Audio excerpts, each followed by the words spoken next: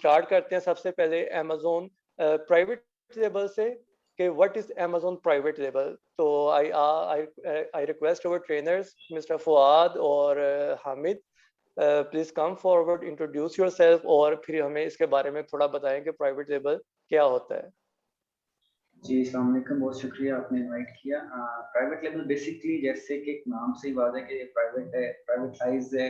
इसमें आप अपना एक स्पेसिफिक प्रोडक्ट अपनी स्पेसिफिक मार्केट में अपने ब्रांड के अंडर लॉन्च करते हैं। तो ये सिंपल सी इसकी डेफिनेशन है प्राइवेट लेबल की। और इसमें आपके पास डिपेंड करता है कि आपका प्रोडक्ट किसी भी निश का हो सकता है और आप इसमें इजीली अपने ब्रांड के अंडर उसको लॉन्च कर सकते हैं। अच्छा, यानी इसमें जो प्रोडक्ट है वो हम खुद सेलेक्ट करेंगे? बिल्कुल, आप इसमें अपने प्रॉफिट मार्जिन के लिहाज से खुद प्रोडक्ट सेलेक्ट करते हैं और इसमें रिकमेंडेड प्रॉफिट मार्जिन हम लोग 25% मिनिमम कंसीडर करते हैं कि होना चाहिए प्रॉपर प्राइवेट लेवल की तरफ से। सही है। और इसमें जो ब्रांड है वो हम खुद अपना बनाएंगे, इसलिए इट्स कॉल्ड प्राइवेट लेबल कि हमारा अपना ब्रांड होगा। एग्जैक्टली। सही है।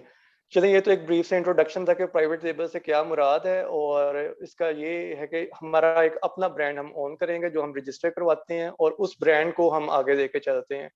तो अब हम आते हैं व्हाट इज अमेज़न होलसेल। तो मिस प्रिया, आप हमें काइंडली बताएं कि अमेज़न होलसेल से आप क्या मुराद है? अस्सलाम वालेकुम, thank you so much for inviting me.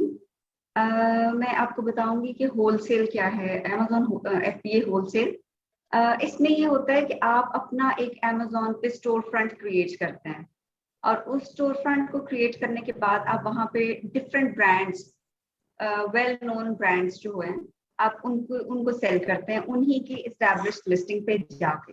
देखें, है ना मजे की बात कि ऐसे ब्रांड्स जो कि एस्टैब्लिश्ड हैं, प्रूवन रेपुटेशन है, आप उन्हीं को जाके सेल करते हैं और आप उन्हीं ब्रांड से जाके रिक्वेस्ट करते हैं, उनको ईमेल करते हैं, कॉल करते हैं, आप उनसे कहते हैं कि हम आपके इस तरह से प्रोडक्ट्स को सेल करना चाहते हैं। वो आपको परमिशन दे देते हैं। फिर आप उस ब्रांड से या उसके ऑथराइज्ड डीलर से या फिर आप उनके होलसेलर से उनके प्रोडक्ट्स को लेते हैं, अपना प्रॉफिट मार्जिन आप कुछ निकालते हैं और आप उन्हीं को अमेज़न पे सेल करना शुरू कर देते हैं। और अमेज़न की पिक पैक एंड शिप की आपको सर्विसेज भी मिलनी शुरू हो जाती हैं। मतलब एक दफ़ा आपको सोर्सिंग आपकी होगी तो आपका काम बहुत आसान हो जाता है। और कैन यू इमेजिन कि आप कितने अच्छे ब्रांड्स को वहाँ पे सेल कर सकते हैं। इमेजिन करें आप एडिडास को सेल कर रहे हैं या आप डिज्नी के प्रोडक्ट्स को सेल कर रहे हैं। तो अमेज़न FBA होलसेल मॉडल जो है ये बहुत अच्छा और बहुत, इसको बल्कि सेफेस्ट बिजनेस मॉडल भी कहा जाता है। ठीक है, इसमें आप अपनी पसंद की इन्वेस्टमेंट कर सकते हैं, लेकिन खैर वो हम जरा आगे चल के डिस्कस करते हैं। इसमें सिंपली ये है कि आपने सोर्स किया प्रोडक्ट उन्हीं ब्रांड से या उन्हीं के डीलर से, डिस्ट्रीब्यूटर से, और फिर आपने अमेज़न पे उनकी सेलिंग शुरू कर दी। प्रूवन रेपुटेशन होती है उनकी और उनके अपनी प्राइसेस होती हैं, उनकी प्राइसेस के मुताबिक आप उनको सेल करते हैं। मैप पॉलिसी होती है इन ब्रांड्स की, जिसके थ्रू ये होता है कि आप भी सेव हो जाते हैं, आपकी प्राइस एक लिमिट से ज्यादा नीचे नहीं जा सकती, जिसकी वजह से आपका प्रॉफिट सेफ हो जाता है। तो आई होप कि मैंने अपना होलसेल FBA मॉडल जो है आपको क्लियर करवा दिया होगा। अच्छा, इसमें ये क्वेश्चन है कि जैसे प्राइवेट लेबल में तो we own our own brand, कि हमें किसी से पूछने की जरूरत नहीं है, हम जो मर्जी खरीदें और सोर्स करें और उसको अपना ब्रांड का ठप्पा लगा के सेल कर दें। इसमें आपने बताया हम ब्रांड्स के पास जाते हैं, उनसे लेते हैं चीजें या डिस्ट्रीब्यूटर से जाते हैं, तो how difficult is it to get this approval? देखें, ये शुरू में if you have a new Amazon account then it might be a problem to get approvals. उसमें थोड़ा सा टाइम लगता है या आपको अप्रूवल जरूर मिलते हैं, शुरू में हो या कहीं पे भी किसी भी स्टेज में आपको अप्रूवल जरूर मिलते हैं। लेकिन उसमें सिर्फ ये है कि एक स्टेज आती है जब आपका अकाउंट रनिंग में आ जाता है, आपकी अकाउंट हेल्थ अच्छी हो जाती है अमेज़न की, उसके बाद आपको बहुत ज्यादा अच्छे और बड़े ब्रांड्स के अप्रूवल मिलने शुरू हो जाते हैं। और बड़े ब्रांड्स के अप्रूवल मिलने का मतलब ये कि उनकी सेल्स भी हाई होंगी, आपका प्रॉफिट मार्जिन इंक्रीज कर जाता है। तो बिल्कुल ये उसी तरह जैसे आप कोई अगर अपना बिजनेस भी स्टार्ट कर रहे हैं तो बहुत बेबी स्टेप्स के साथ चलना पड़ता है, लो प्रॉफिट मार्जिन के साथ चलना पड़ता है, and sometimes you have to work on break even. ठीक है, उसी तरह से है, शुरू में आपको ब्रांड्स या अप्रूवल थोड़ा सा डिफिकल्ट हो जाता है मिलना, लेकिन मिलते जरूर है, फर्स्ट मंथ से आपको मिलते हैं। लेकिन ये कि विद टाइम जो है आपके अप्रूवल्स भी इजी हो जाते हैं, प्रॉफिट मार्जिन में भी आप एक्सेल करते हैं। तो next business model is Shopify drop shipping. तो आई वुड रिक्वेस्ट अबू बकर के काइंडली आप हमें शॉपिफाई ड्रॉप शिपिंग के बारे में ब्रीफ करें कि how this business model works.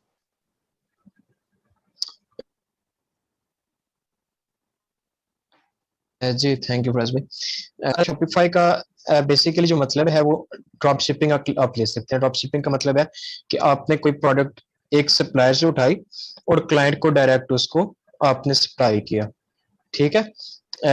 अब देखें एक मैन्युफैक्चरिंग कंपनी से अगर प्रोडक्ट एक जाती है, रिलीज होती है, तो उसके बाद वो होलसेल में जाती है, उसके बाद फिर सप्लायर्स आते हैं, फिर आगे आपकी जो होलसेल मार्केट, फिर आपकी रिटेल जो शॉप्स होती हैं वो उधर जाती है, सप्लायर्स अंदर आते हैं। तो काफी जो है ना वो अपना प्रॉफिट लेते हैं और किसी भी प्रोडक्ट की प्राइस जो ऊपर वो बूस्ट अप कर जाती है, हाई हो जाती है। अगर $5 की जस्ट प्रोडक्ट है ना, तो वो आपकी मार्केट में 30 या 30+ की सेल हो रही होगी, क्योंकि हर बंदा अपना जो है एटलीस्ट 30-40% प्रॉफिट रखता है, या कम से कम 20% रखता है। तो इस तरह वो बूस्टअप हो जाती है प्राइस। तो इससे बेहतर जो है वो ड्रॉप शिपिंग है। इसका जो वो इसका फायदा ये है कि आप अगर एक यूएसए मार्केट में या यूरोप में किसी भी जगह, इटली में, स्पेन में, अगर मार्केट में एक प्रोडक्ट आपके पास $25 की सेल हो रही है, तो आपको अगर वो चाइना की प्रोडक्ट है $25 की हो रही है सेल, तो आपको समझ आ जानी चाहिए कि वो प्रोडक्ट जो है बेसिकली है 5 to 7 या 6 या मैक्सिमम $10 की है, इससे ज्यादा की नहीं। अब वही प्रोडक्ट आप डायरेक्ट सप्लायर से लें, ठीक है, डायरेक्ट सप्लायर से लेनी है आपने, वो आपको अपने पास स्टॉक रखने की जरूरत नहीं है, इन्वेंटरी रखने की जरूरत नहीं है, आपने जस्ट सप्लायर से लेनी है और आपने अपने क्लाइंट्स को भेजनी है। और वो आपको मैं समझाता हूँ को किस तरह होगा कि जब ही आपको कोई क्लाइंट ऑर्डर करेगा, जब आपको किसी क्लाइंट ने, जो आपका कस्टमर है, उसने आपको ऑर्डर किया कि फलां प्रोडक्ट जो है मैं मुझे 2 क्वांटिटी में चाहिए, 2 प्रोडक्ट्स मुझे चाहिए, तो आपने उसका वो आप सेल कर रहे हैं उसको $20 में, $20 आपने उससे लिए और उसी में से जो आपके पास 20 में से आपने 15 अपने पास रखे एज अ प्रॉफिट। अगर तो $5 का उसके प्रोडक्ट है, डिलीवरी चार्जेस हर चीज इंक्लूड करके, तो टैक्सेस वगैरह आपके $5 आपने सप्लायर को दिए, वो जो सप्लायर होगा आपके दिए हुए एड्रेस पे, जो कि बेसिकली एड्रेस आपके कस्टमर का होगा, उसको वहां पे शिप कर देगा।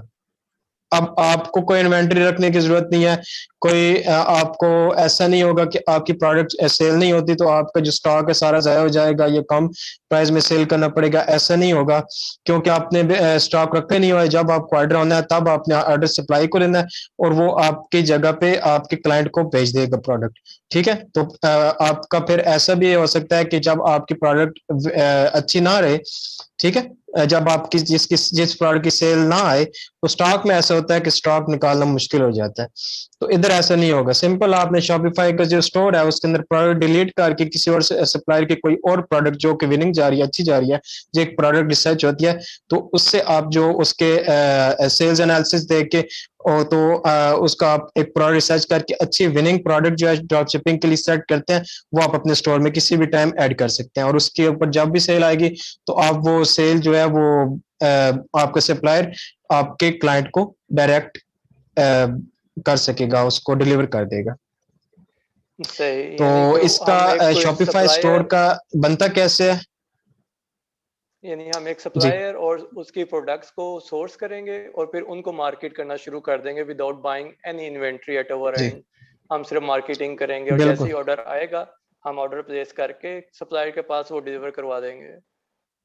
बिल्कुल ऐसे ही है। इसको आप ऐसे समझ सकते हैं कि अगर आप किसी मैन्युफैक्चरिंग कंपनी चाइना में जो है उसकी आप सेल्स करवा रहे हैं, जिस तरह एफिलिएशन होती है ना, इस तरह आप समझ लें कि आप उनकी सेल करवा रहे हैं।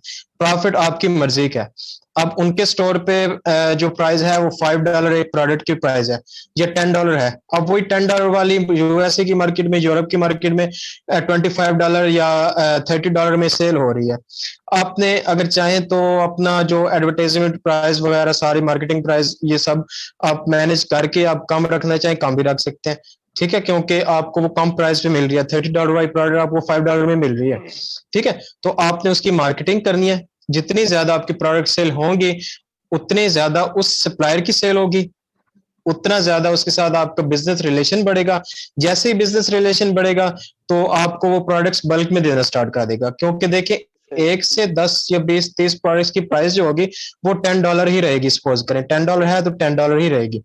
लेकिन बात फिर आती है कि अगर डेली के उसके पास 100 या 150 या 200 ऑर्डर्स आते हैं या इससे ज्यादा आते हैं, तो फिर आप उसके साथ बात कर सकते हैं कि देखें भाई, अगर आप मुझे वही प्राइस देंगे ना इतने में, तो मैं फिर अलीबाबा पे शिफ्ट कर जाऊंगा, क्योंकि यही प्रोडक्ट मुझे होलसेल पे आपके पास 10 की मिल रही है, तो यही प्रोडक्ट मुझे होलसेल पे अलीबाबा से $4 या $5 की मिल रही है, तो वो आपको फिर $6 to $7 में देने पे राजी हो जाता है, ठीक है। तो फिर आप प्राइस जो है कम भी कर सकते हैं, कस्टमर्स को ऑफर दे सकते हैं जिससे आप ज्यादा सेल्स ले सकते हैं।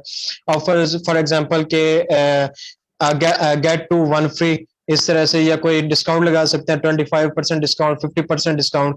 ये मार्केटिंग होती है, मतलब कि आप एंगेजमेंट ज्यादा लाना चाहते हैं। जी सही, यानी इसमें हमें कोई बाइंडिंग भी नहीं है कि हमने इतने % प्रॉफिट देना है, हमारी मर्जी है। हम 5% चाहें जी या वो आप 50% चाहें, we can set our own price.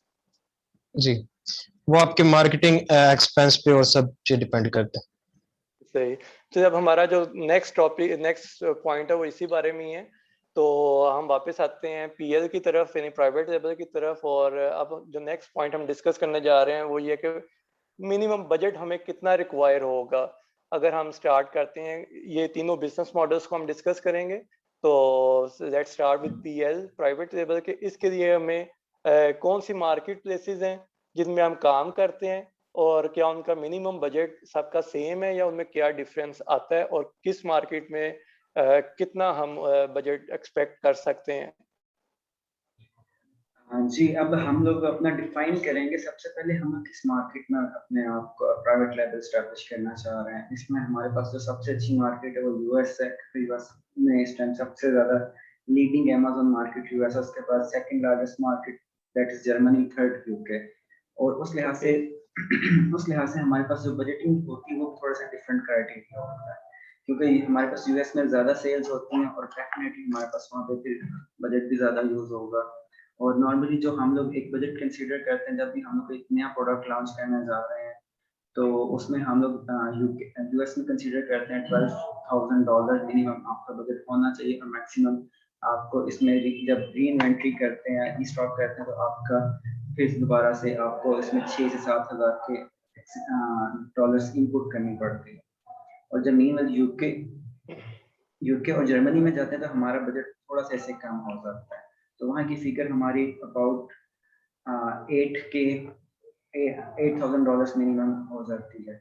इसमें एक चीज़ और भी मैं ऐड करना चाहूँगा कि नॉर्मली अगर हम लोग देखते हैं कि पीएल में जो प्राइवेट लेबल है, सबसे ज़्यादा इन्वेस्टमेंट आपको यहाँ पे करनी पड़ती है। आपके जितने भी दूसरे अमेज़न मॉडल्स हैं, आपको उनमें इतनी ज़्यादा इन्वेस्टमेंट नहीं करनी पड़ती। इसकी वजह ये कि आपको यहाँ पे प्रॉफिट मार्जिन उतना अच्छा मिल रहा होता है, क्योंकि आपकी अपनी प्रोडक्शन होती है। और सेकेंडली, अगर आप किसी प्रोडक्ट को ट्रेड भी कर रहे हैं, जैसे आप उसे अलीबाबा से या चाइना से कहीं से भी सोर्स कर रहे हैं, तो उसमें भी आपको पता होता है कि आपका प्रॉफिट मार्जिन कितना है। और इसमें इस लिहाज से फिर आपको बजट थोड़ा ज़्यादा रखना पड़ता है, जो कि एक प्राइवेट लेवल का बैक लूप है।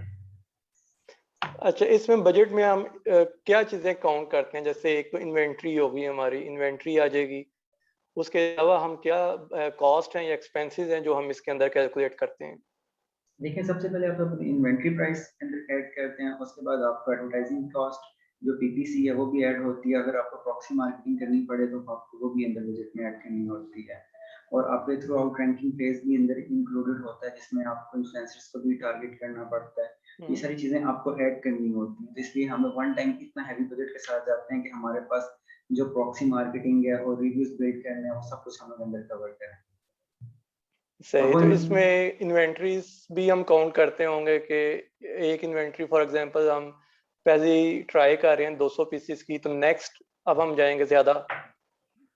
बिल्कुल, उसमें ऐसे होता है जब हम, ये तो डिपेंड करता है आप किस कैटेगरी का और कौन सा प्रोडक्ट शॉर्टलिस्ट करके ला रहे हैं। अच्छा। अब इन्वेंट्री जिसको हम लोग एमओक्यूज कहते हैं, मिनिमम ऑर्डर ऑफ क्वांटिटी, वो आपके ऊपर डिपेंड करती है कि आपको कितने चाहिए। लेट्स से कि आपको 200 चाहिए या 400 चाहिए।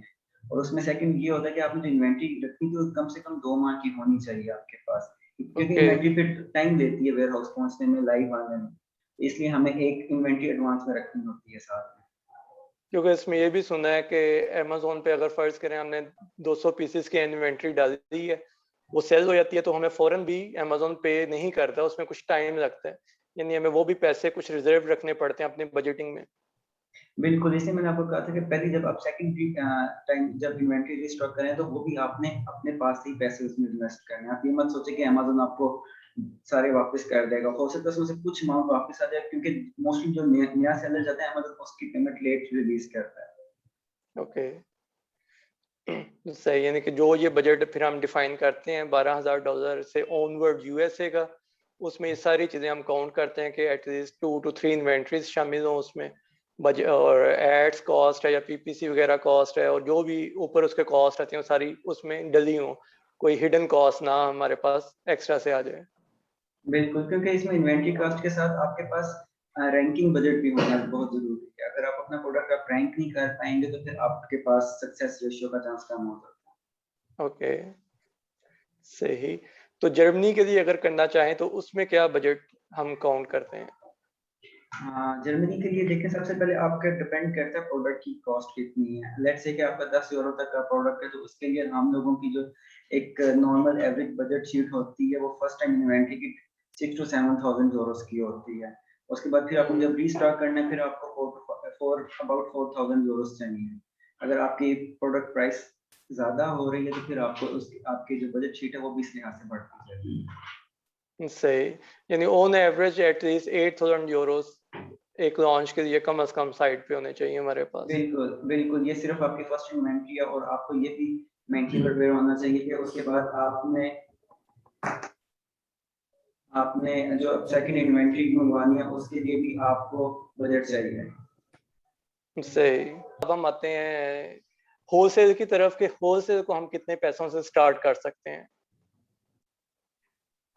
होलसेल का मजा सबसे ज्यादा यही है कि इसमें जो है आपको इन्वेस्टमेंट आपके अपने ऊपर ही डिपेंड कर रहा होता है। मतलब आप $1,000 से स्टार्ट करें या आप $20,000 इन्वेस्ट करना चाहते हैं, ठीक है। बहुत सारे लोग ऐसे हैं जो 500 से भी स्टार्ट कर रहे हैं, ठीक है।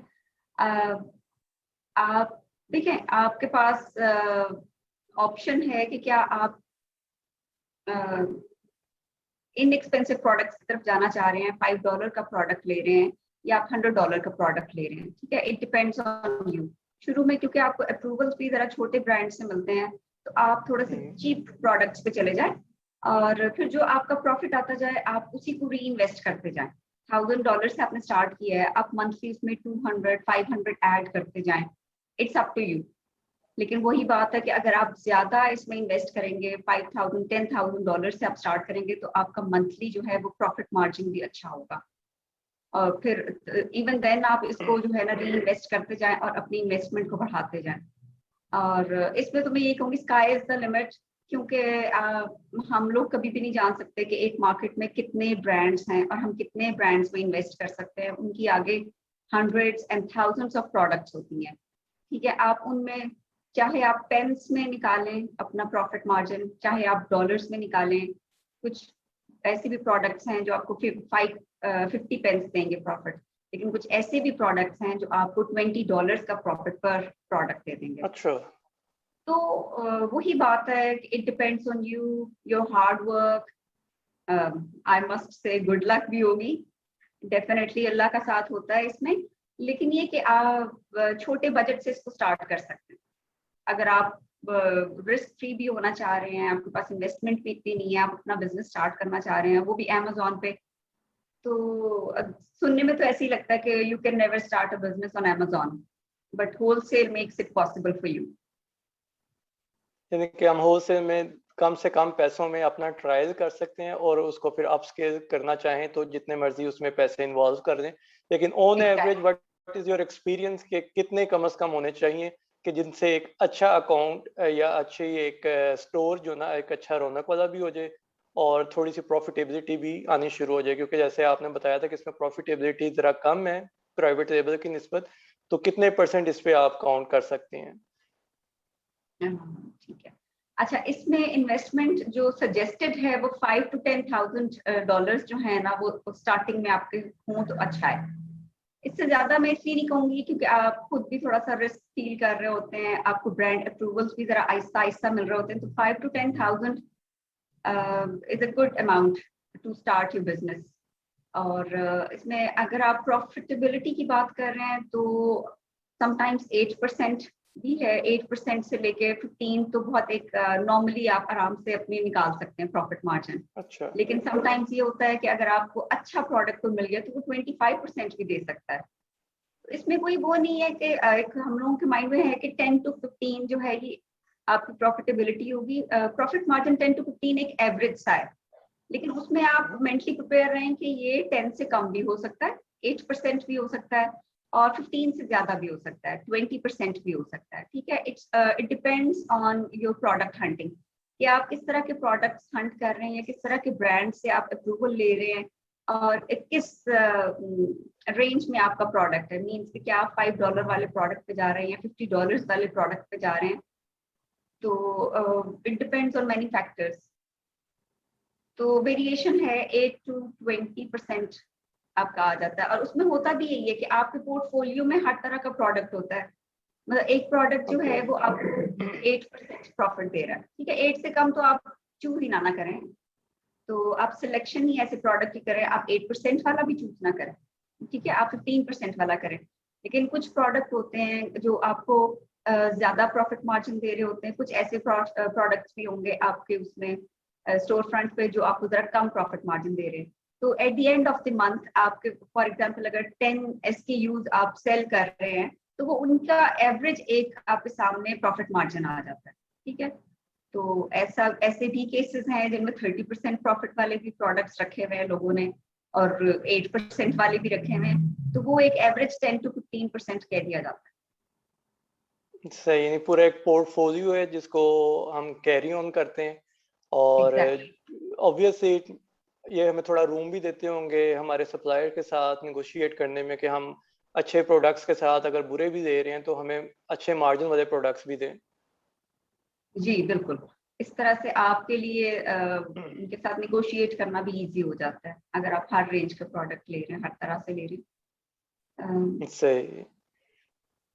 दूसरा ये कि कुछ Amazon स्टोर फ्रंट से अगर आप देखें तो कुछ ने 5 प्रोडक्ट रखे हुए होते हैं और कुछ ने 500 SKUs रखे हुए होते हैं।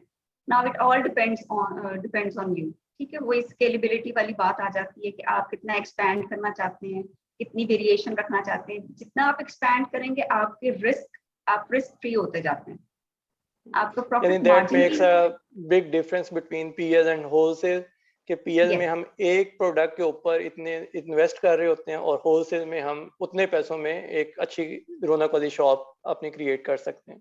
एग्जैक्टली, और उसमें आपको तसल्ली भी ज्यादा होती है कि कोई बात नहीं, एक प्रोडक्ट जो है गॉड फॉरबिड थोड़ा सा अगर ब्रेक इवन पे भी चला जाता है तो बाकी प्रोडक्ट्स हैं वो उसको फिर मिनिमाइज कर देते हैं रिस्क को। सही सही, चलें, थैंक यू। अब हम देखते हैं कि शॉपिफाई में मिनिमम बजट क्या रिक्वायर करते हैं और एज कंपेयर टू PL और होलसेल में हमने देख लिया कि PL में एटलीस्ट हमें 8 से 10,000 यूरो चाहिए या डॉलर चाहिए टू स्टार्ट विद।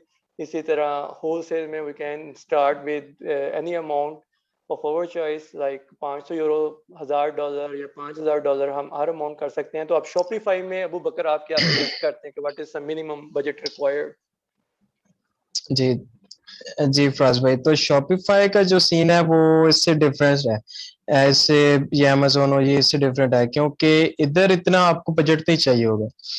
आपको कोई 10,000 या 15,000 यूरोज या US डॉलर नहीं चाहिए होंगे क्योंकि आपको सबसे पहले तो आप ये माइंड में रख लें, जिस तरह मैंने आपको पहले बताया कि आपको इन्वेंटरी रखने की जरूरत नहीं है, क्योंकि अमेजोन में इन्वेंटरी रखनी होती है, स्टॉक रखना होता है। तो मैक्सिमम जो 70 to 80% आई थिंक बजट, मुझे इतना अमेजोन का आइडिया नहीं है, 70 to 80% बजट उधर ही जरूरत होता है। उसके बाद आपका जो आपको रैंक कराने के लिए, अपने प्रोडक्ट पे रिव्यूज लेने के लिए गिव अवेज देने पड़ते हैं अमेजोन में, शायद इधर वो सीन नहीं है। इधर आपने जस्ट शॉपिफाई की फी देनी है, स्टोर डेवलप करना है अच्छे से, और अपनी मार्केटिंग करनी है, बस वो आपकी कास्ट है। तो जो मैक्सिमम बजट रखना चाहिए वो आपको मैं समझाता हूँ एक फिगर। जो मैक्सिमम बजट आप कहते हैं ना कि आपने मतलब अपने रखना है साइड पे, कि आपका ऐसा हो कि अगर एक मार्केटिंग एक्सपीरियंस करेंगे ना अपनी प्रोडक्ट का, आप डिफरेंट कंट्रीज में जिधर कंपटीशन लो है, जिधर हाई है, आप हाई कंपटीशन में अगर आप मार्केटिंग करेंगे, तो जाहिर बात है कि पहले जो बड़े बड़े ब्रांड्स उधर काम कर रहे हैं ट्रस्टेड, तो आपको उधर जगह बनाना अपना मुश्किल होगा। तो जिधर थोड़ा लो कंपटीशन होगा उधर आप मार्केटिंग करेंगे तो डेफिनेटली आपकी सेल होगी। तो ये जो एरिया होगा ना, ये एक्सपीरियंस होंगे। यहाँ पे आप कहेंगे एक दिन आपने इटली में मार्केटिंग की, एक दिन आपने किसी जगह मार्केटिंग की, तो आपको जो जिधर जिधर जिधर से डिफरेंट रिजल्ट्स मिलेंगे ना, जो रिजल्ट सक्सेसफुल होगा आपको लगेगा, उधर आप दोबारा मार्केटिंग करेंगे। ठीक है, तो ये जो गैप होता है ना, ये जो टाइम पीरियड है ना, इस टाइम पीरियड के लिए आपको जो है कम से कम जो है $2,000 रखने चाहिए, 2000 यूरो US डॉलर आप कह सकते हैं। तो सबसे पहले बेसिकली मैं आपको ये समझाता हूँ कि आपका स्टोर बन गया, प्रोडक्ट रिसर्च हो गई आपकी कंप्लीट हो गई, स्टोर बन गया, वीडियो एड्स बन गए। अब बात आती है आपकी मार्केटिंग की। मार्केटिंग में आपने क्या करना है कि जो आपका एरिया है, जिधर आपने मार्केट जो है रिसर्च करके सर्च किया है कि ये मेरी प्रोडक्ट के लिए जो मार्केट है वो इतनी सैचुरेटेड नहीं है, अनसैचुरेटेड है, कंपटीशन इधर कम है, तो फिर ये होगा कि आप अपना स्टोर उधर लॉन्च करेंगे। आप अपना स्टोर उधर लॉन्च कर दिया, अब आपने मार्केटिंग करनी है। अब मार्केटिंग आपने करनी है जी, स्टार्ट बजट आपने रखा है $200। अब $200 रखा है, सपोज करें वैसे सेल आ जाएगी, कम से कम जो है आपके पास कवर अप हो जाएगा, कुछ ना कुछ आपकी सेल आ जाएगी। आप कहें कि 10 से 15 सेल्स आ गई मुझे, लेकिन आप कहते हैं कि मुझे कोई नहीं सेल आई, एक या दो और वो निग्लिजिबल है। तो फिर आप ऐसे करते हैं कि जो आपके पास बाकी का बजट है उसमें से अगर आप लेते हैं, और आपने जो लास्ट आपका बैड एक्सपीरियंस हुआ है, अगर मार्केटिंग मैक्सिमम टाइम में आपको क्लियर बता रहा हूँ कि फेल भी होती है, ठीक है, तो आपका जो बाकी का बजट है वहां से आप बजट को पिक करते हैं और दोबारा से मार्केटिंग $200 की दोबारा से स्टार्ट करते हैं। तो अब ऐसा हुआ कि आपके पास $200 की आपकी सेल आ गई, 20 या 25 सेल्स आ गई आपकी, 25 प्रोडक्ट्स की, तो उनका जो प्रॉफिट है वो आपका $200 से भी अबव जा रहा है, तो मतलब आपको ऊपर प्रॉफिट हुआ। ठीक है, तो आपने प्रॉफिट बुक कर लिया। उसके बाद अगर आप कुछ और अपने बजट से सेल रखते हैं, तो ये हमने $2,000 इसलिए रखा था ज्यादा कि अगर सपोज करें हमारी सेल जो है वो मार्केटिंग जो है वो हमारी लूज होती है, हमारी मार्केटिंग फेल होती है, तो फिर हमारे पास पीछे बजट हो, ताकि ऐसा ना हो कि मार्केटिंग फेल हुई, हमने जो सीखा था बैड एक्सपीरियंस से वो भी छोड़ दिया और मार्केटिंग भी छोड़ दी और स्टोर भी बंद कर दिया। तो ऐसा ना हो, इसलिए हमने बजट रखा था। वरना ऐसा होता है कि आप जैसे ही आप कर लेते हैं ना मैक्सिमम $1,000 की, जैसे ही आप मार्केटिंग करते हैं आपको समझ आ जाती है और आपकी प्रॉफिट से ही आपकी मार्केटिंग होना स्टार्ट हो जाती है। अब देखिए आपने टोटल जितनी भी मार्केटिंग की है, टोटल आपने $1,000 की मार्केटिंग की है, उस $1,000 की मार्केटिंग से आपके पास सेल आई है, उसका आपको जो रिटर्न हुआ है वो आपका $1,000 प्लस है। वो सपोज करें कि $1,500 है, या चले $1,000 से लेस देन भी कर लें, ठीक है, आपके पास $800 का प्रॉफिट आ गया। अब बताएं, आप $800 में से चले एक $200 सेव रखें और बाकी की आप मार्केटिंग करें, तो जहां पे आपको 1000 की इतनी सेल आई थी, आपने काफी कुछ सीख लिया, आपने अपने ऑडियंस सीख लिया, टारगेटिंग सब कुछ सेट करना सीख लिया, एड से सीख लिया, एड क्वालिटी सीख लिया, सब कुछ सीख लिया। तो अब क्या होगा, अब आपकी सेल बढ़ेगी। अब क्या होगा, अब आप खुद से पैसा नहीं लगा रहे अपने पास से, अब आप जो प्रॉफिट आपको आ रहा है सेल से, आप उसी से मार्केटिंग कर रहे हैं। ठीक है, तो ऐसे आपकी मार्केटिंग भी बढ़ती रहती है और आपकी सेल्स भी बढ़ती रहती हैं। तो बजट की इतनी जरूरत नहीं है कि आपको मार्केट करना पड़े ज्यादा अपने पास से। ठीक है, स्टार्ट में आपके पास 1000 1500 जब आपको पहुंचता है आपको खुद ही समझ आने लग जाती है, लेकिन 2000 2500 रखना जरूरी होता है ताकि कभी कोई बैड एक्सपीरियंस हो तो आप उधर ही बंद ना कर दें अपने स्टोर को। ठीक है, तो ये मार्केटिंग कास्ट होगी। उसके बाद शॉपिफाई स्टोर जो हमें शॉपिफाई प्लेटफॉर्म देता है स्टोर बनाने का, तो वो हमसे मंथली जो है जस्ट $30 पे करता है। आपको पता होगा बेसिक पैकेज का $29 और इस बाकी के पैकेज हैं प्रीमियम भी, तो ये हमसे चार्ज करता है। ठीक है, ये हमसे चार्ज करता है $30 ऑलमोस्ट। और बाकी आपकी कॉस्ट आती है आपके जो अगर स्टोर डेवलप कोई करता है, ठीक है, डिजाइन करता है, उसकी थोड़ी कॉस्ट आती है।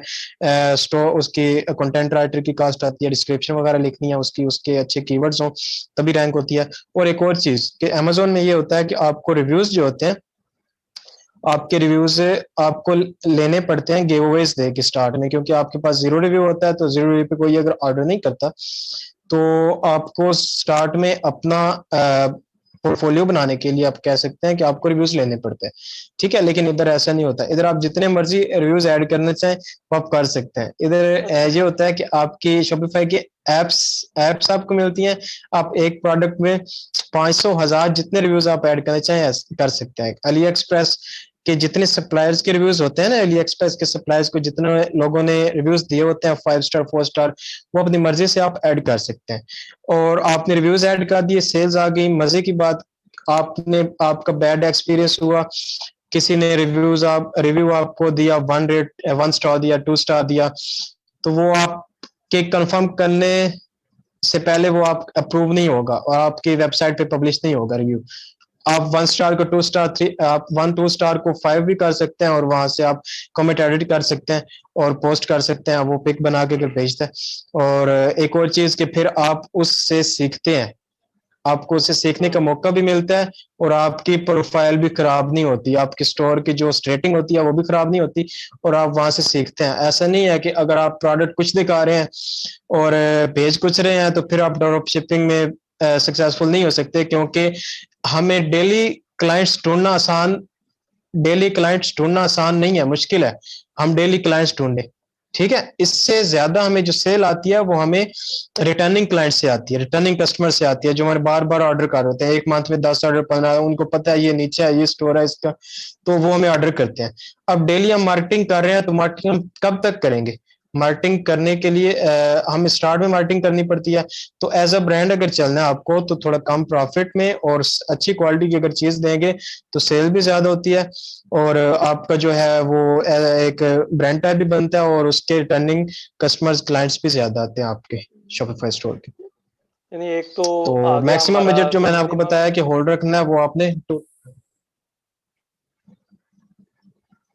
जी जी बताइए, आप मैक्सिमम बजट आप बता रहे थे। जी मैं कह रहा हूँ कि मैक्सिमम बजट आपने होल्ड रखना है वो 1500 से 200 यूएसडी तक है, इससे ज्यादा नहीं है, ठीक है। उसके अंदर आपका कवर अप हो जाता है। लेकिन मार्केटिंग की बात करूं, लेकिन जब आप मार्केटिंग करते हैं, दोबारा से मैं रिपीट कर रहा हूँ, आप $500-600 की मार्केटिंग करते हैं तो बाकी का जो आपका बजट है वो ऐसे ही पड़ रहता है और आपकी जो प्रॉफिट होता है प्रोडक्ट्स की, उन्हीं प्रॉफिट में से आपकी मार्केटिंग कॉस्ट कवर अप हो रही होती है, ठीक है। सही है, चलिए। यानी एक तो डिफरेंस ये हो गया इसका अमेज़न से कि इसमें तो ये इसलिए मिनिमम बजट फायदेमंद बहुत ही कम है, 1500 से $2000 पे हम इसको स्टार्ट कर सकते हैं, बड़ा इजीली। और एक डिफरेंस जो आपने बताया बड़ा इंटरेस्टिंग है कि अमेज़न के ऊपर जो भी हम काम करते हैं वो अमेज़न की वेबसाइट पे जाके काम करते हैं और इसमें हमारी अपनी बिल्कुल वेबसाइट ऐसे होती है जिसपे हम खुद मालिक होते हैं उस वेबसाइट के, और हम चाहें तो रिव्यूज को बिल्कुल डिलीट भी कर सकते हैं जो बुरे हैं बिल्कुल रिव्यूज। बिल्कुल ऐसा ही होता है। तो एक और चीज होती है, इसका डिसएडवांटेज मैं आपको बताना चाह रहा हूँ कि डिसएडवांटेज इसका ये है कि जो मतलब एक का स्टोर है शॉपिफाई स्टोर का, मैंने आपको बताया कि अब एक क्लाइंट जो है वो किस तरह जज कर सकता है कि ये ट्रस्टेड है, ठीक है, ट्रस्टेड है। वो रिव्यूज पता है सबको, शॉपिफाई के रिव्यूज खुद ही इंपोर्ट हो जाते हैं, तो ट्रस्टेड किस तरह? अमेजोन को सबको पता है कि हमारे पैसे जो है वो जाया नहीं जाएंगे, हमने अगर किसी प्रोडक्ट के लिए 100 $100 दिए हैं वो जाया नहीं जाएंगे, सिक्योर है। लेकिन इधर ट्रस्ट बिल्डअप करना थोड़ा मुश्किल होता है, ठीक है। तो ट्रस्ट बिल्डअप इसलिए इसी तरह फिर हो सकता है कि आप अच्छी सर्विस दें, ठीक है, अच्छी प्रोडक्ट दें और उनको मनी बैक गारंटी दें, अच्छा। अपनी रिफंड पॉलिसी बनाए और उसके थ्रू आप एक मनी बैक गारंटी दें।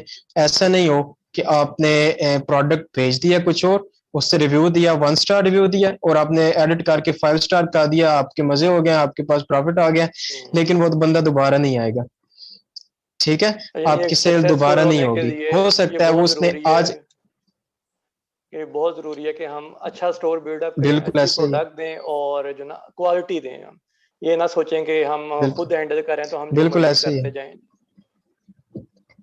बिल्कुल ऐसे ही है। अमेजोन की रिस्ट्रिक्शन काफी ज्यादा है क्योंकि वो एक प्लेटफॉर्म है, वो आपके अंडर नहीं है, बल्कि आप खुद उनके अंडर काम कर रहे हैं, बिल्कुल। ठीक है, तो उनके काफी ज्यादा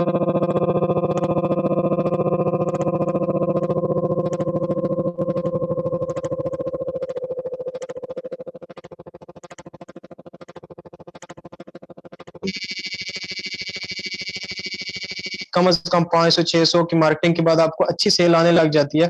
फिर ऐसे होगा कि अगर आप अच्छी क्वालिटी देते हैं तो एक टाइम ऐसा आएगा आपके वेबसाइट पे, स्टोर पे जब ज्यादा विजिटर्स आएंगे ना और ज्यादा सेल्स होंगी तो गूगल ऑटोमेटिकली उसको उस लोकेशन पे ज्यादा, उसको एसईओ सर्च इंजन ऑप्टिमाइजेशन के थ्रू उसको रैंक करने लग जाएगा। जब ज्यादा सेल्स आती हैं, जब ज्यादा किसी वेबसाइट पे विजिटर्स आते हैं ना, आपके स्टोर में अगर सपोज करें कि एक कैट ब्रश के नाम से प्रोडक्ट है, ठीक है, तो कोई भी अगर यूएसए का स्टोर है या यूरोप का स्टोर है तो उधर उस कंट्री में कोई भी अगर कैट ब्रश सर्च करेगा तो आपकी अगर वेबसाइट पे, आपके स्टोर पे ज्यादा ट्रैफिक आ रही है तो डेफिनेटली उसको फर्स्ट पेज में गूगल शो करेगा। तो तब उस पॉइंट पे आपको मार्केटिंग करने की भी जरूरत नहीं होती, आपको फिर मार्केटिंग के बगैर ही आप सोए होते हैं तो आपको सेल आ रही होती है, ठीक है। तो ये इसका फायदा दैट्स है, गुड। एक अपना होता है अमेजोन के सेलर जो है, अमेजोन जी। चलिए, ये तो बड़ा अच्छा आपने एक्सप्लेन किया सारा कि बजट किस तरह रिक्वायर्ड है और किससे कैसे हम एक अच्छा क्वालिटेटिव काम कर सकते हैं, उसका क्या हमें बिल्कुल फ़ायदा होगा लॉन्ग रन में। तो चलिए, मतलब इसलिए कि बिल्कुल। ज़ाहिर बात है हर बिज़नेस के अंदर एक कुछ चीज, ना कुछ रिस्क भी इन्वॉल्व है। जी, जी, जी, ज़रूर। ऐसी एक चीज मैं सिर्फ क्लियर कर दूं, लास्ट थोड़ी इंपॉर्टेंट है, कि जो अगर सुन रहे हैं उनको ये मैं थोड़ा क्लियर कर दूं कि अमेजोन के अंदर देखें एक प्रोडक्ट के ऊपर आपको मिनिमम 1000 से भी प्लस सेलर्स मिलते हैं, उनकी डिफरेंट क्वालिटीज होती हैं, मतलब कि और किसी हर एक के पास कोई ना कोई ऑर्डर्स भी होते हैं और कोई तो टॉप रेटेड होते हैं, ठीक है, तो आपके पास वहां पे सैचुरेशन बहुत ज्यादा है। अगर वहां पे कोई इन्वेस्ट करता है, मैं ये नहीं कह रहा नहीं करना चाहिए, मुझे जितना थोड़ा बहुत पता है, लेकिन मैं ये बता रहा हूँ कि अगर वहां पे सैचुरेशन ज्यादा है, आपको ज्यादा कंपटीशन, जितना हाई कंपटीशन है, जिनकी डेली 1000 की सेल्स आ रही हैं, तो आप उनसे compete करने के लिए आपको बजट भी ज्यादा चाहिए, ठीक है, आपको अपनी प्रोडक्ट क्वालिटी भी उतनी हाई रखनी चाहिए और आपकी मार्केटिंग अगर आप करते हैं, आप गिव अवेज देते हैं, वो भी आपको ज्यादा देना पड़ता है। तो इधर जो है मार्केट की जो है वो सैचुरेशन इतनी नहीं है, कंपटीशन काफी लो है, तो फिर ये होता है कि आप इजीली मतलब अपना जो आप बिजनेस चला सकते हैं। सिर्फ बात ट्रस्ट की क्लास। आती है, शॉपिफाई में सिर्फ ट्रस्ट की बात आती है, क्योंकि शॉपिफाई पे सही, ट्रस्ट नहीं कर किया जाता इतने जल्दी। सही, सही। चलिए, मैं दैट स्पीक्स फॉर इटसेल्फ कि अमेज़न के अपने एडवांटेजेस और डिसएडवांटेजेस हैं और शॉपिफाई का अपने प्रोज एंड कॉन्स के साथ है, लेकिन both are successful business models.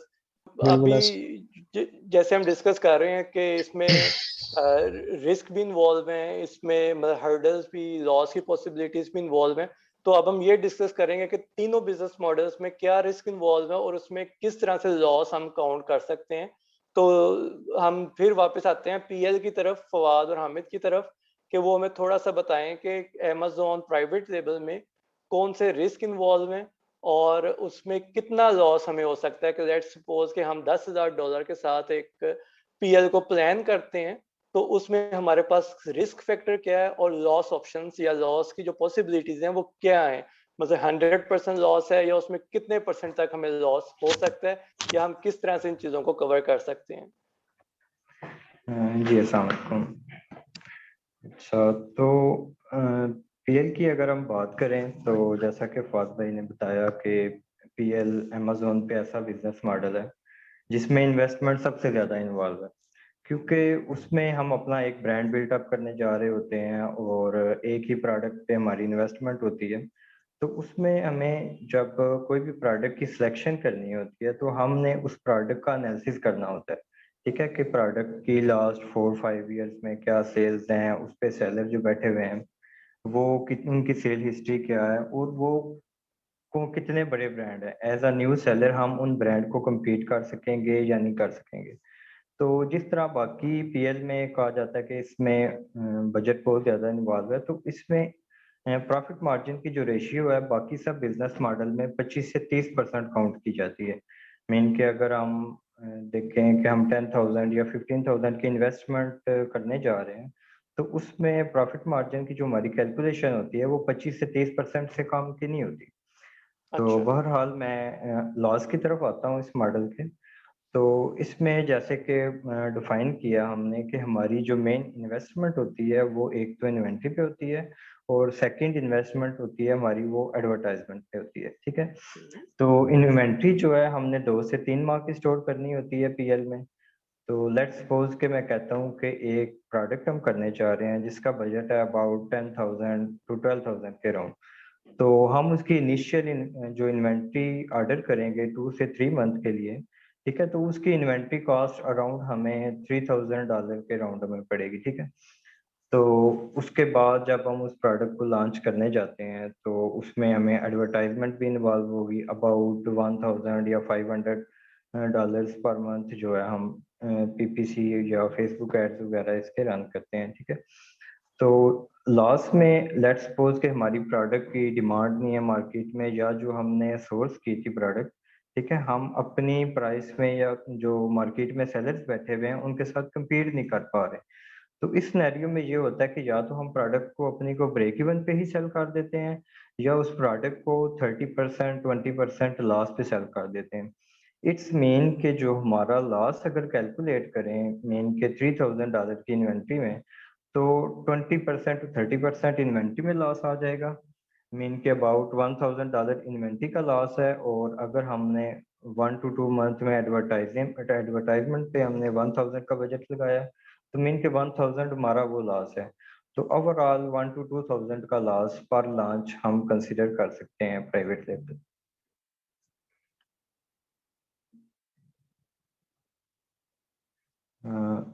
Sir आपकी आवाज नहीं आ रही। जी, मैं ये पूछना चाह रहा था कि जैसे आपने बताया कि $10,000 से हम अगर एक प्लान करते हैं पीएल को और उसमें $3,000 की इन्वेंट्री आ गई, $2,000 की मार्केटिंग आ गई, तो 5,000 हमने इन्वेस्ट किया और 5,000 जी हमने फिर रोका है सेकंड इन्वेंट्री के लिए, ऐसी इसी तरह ही है ये? बिल्कुल, उसमें ये है कि हमने लेट्स सपोज $300,000 की इन्वेंट्री बाय की है तो हमारी प्रोडक्ट मीन कि हम सेल नहीं कर पा रहे, जो हमारी टारगेटेड प्राइस थी हमने 20 to 30% प्रॉफिट मार्जिन रखा, हुँ, तो उस टारगेटेड प्राइस पे हम अपनी प्रोडक्ट को सेल करना चाह रहे थे। ओके। तो उस पे हम मीन के मार्केट में अगर सेलर्स बैठे हैं वो ऑलरेडी उस प्राइस पे सेल कर रहे हैं जिस प्राइस पे हमारी प्रोडक्ट सोर्स हुई थी, ठीक है। तो इट्स मीन कि हम हायर प्राइस पे सेल नहीं कर सकेंगे, फिर हमें वो हुँ, प्रोडक्ट लो प्राइस पे सेल करनी पड़ेगी। तो जितना लॉस में हम प्रोडक्ट को यूनिट को सेल करेंगे इट्स मीन के इन्वेंट्री में हमें उतना लॉस, अगर हम 30% लॉस पे सेल कर रहे हैं तो वो एट द एंड हमें पूरी इन्वेंट्री का 30% लॉस आ रहा है। और एडवर्टाइजमेंट पे अगर हमने $500 to 1,000 इन्वेस्टमेंट किए हैं तो एट द एंड हमारा वो लॉस है, मीन के $1-2,000 तक हम एक्सपेक्ट कर सकते हैं 10,000 की लॉन्च में एक लॉस प्राइवेट लेवल। तो जो लॉस हो सकता है या इन्वेंट्री की सेल अगर नहीं आती है, हमें फर्स्ट इन्वेंट्री में पता चल जाएगा या इसमें हम हो सकता है फर्स्ट इन्वेंट्री अच्छा परफॉर्म कर गई है, then we buy the next one और उसमें फिर हमें थोड़ा सा इश्यूज आने लग जाए, इस तरह भी होता है या एक दफा फर्स्ट इन्वेंट्री में हमें ब्रेक थ्रू मिल जाता है तो फिर आगे चलता जाएगा काम, क्या ऐसे होता है? इसमें ये होता है मोस्टली कि अगर तो प्रोडक्ट मीन आपने प्रोडक्ट का प्रॉपर एनालिसिस नहीं किया, ठीक है, प्रोडक्ट कोई ट्रेंडी थी या कोई मीन के जैसे कोविड आया तो इसमें फेस मास्क या इस तरह सैनिटाइजर वगैरह, ठीक है, इसकी सेल बहुत ज़्यादा बूम कर गई। तो हमने प्रोडक्ट का अगर एनालिसिस नहीं किया, हमने कोई ट्रेंडी प्रोडक्ट उठा ली तो वो एक सीजन में हमारी सेल होगी। जब सेकंड सीजन में हमने इन्वेंट्री रखी तो मे बी सेकंड सीजन में उसका ट्रेंड ही खत्म हो जाए, तो उसमें ये लॉस हो सकता है। ठीक है, तो बाज़ औक़ात ये है कि आप प्रोडक्ट लॉन्च करने जा रहे हैं और मार्केट में आपने एनालिसिस नहीं किया, प्राइस एनालिसिस नहीं अच्छा किया, प्रोडक्ट ऑलरेडी सेल हो रही थी $10 की और आपने एनालिसिस नहीं अच्छा किया, आपको बैकग्राउंड नॉलेज इतना अच्छा नहीं था, तो आपने मीन की जो कैलकुलेशन की प्राइस की या प्रॉफिट मार्जिन की वो हाई प्राइस पे कर दी। ठीक है, तो उससे फिर ये होगा कि जब एज अ न्यू सेलर आप जाएंगे तो आप उस हाई प्राइस पे सेल नहीं कर सकेंगे, आपको फिर लॉस में सेल करनी पड़ेगी। और एट द एंड अगर कोई ब्रांड कॉन्स्टेंटली ही उस लो प्राइस पे सेलिंग करने जा रहा है और आपको वो अच्छा सोर्स नहीं मिलता कि आप उसकी प्राइस को compete कर सकें, देन आप फर्स्ट इन्वेंटरी में कंसीडर करेंगे कि ये इस प्रोडक्ट पे मैं परसू नहीं कर सकता। ठीक है, और सेकंड सिनेरियो ये है कि आपने प्रोडक्ट को ट्रेंडी वगैरह उठा ली तो उसमें जो है ना आपको नेक्स्ट इन्वेंटरी आपकी स्टक हो जाएगी, तो उसे सेल करने में मीन आप 3 to 4 मंथ या 5 मंथ में उसे सेल तो कर लेंगे लेकिन नेक्स्ट उसे परसू नहीं कर सकेंगे। सही। यानी अगर मैं इसे समराइज करूं कि $10,000 की लॉन्च पे हम पूरे पैसे एकदम से इन्वेस्ट नहीं कर देते, उसमें स्टेप्स आते हैं और स्टेप से हमें पता चल जाता है काम करके कि किस स्टेज पे हमें अब जो है ना मजीद इन्वेंट्री बाय करनी चाहिए या इसे हम यहाँ पे रोक दें।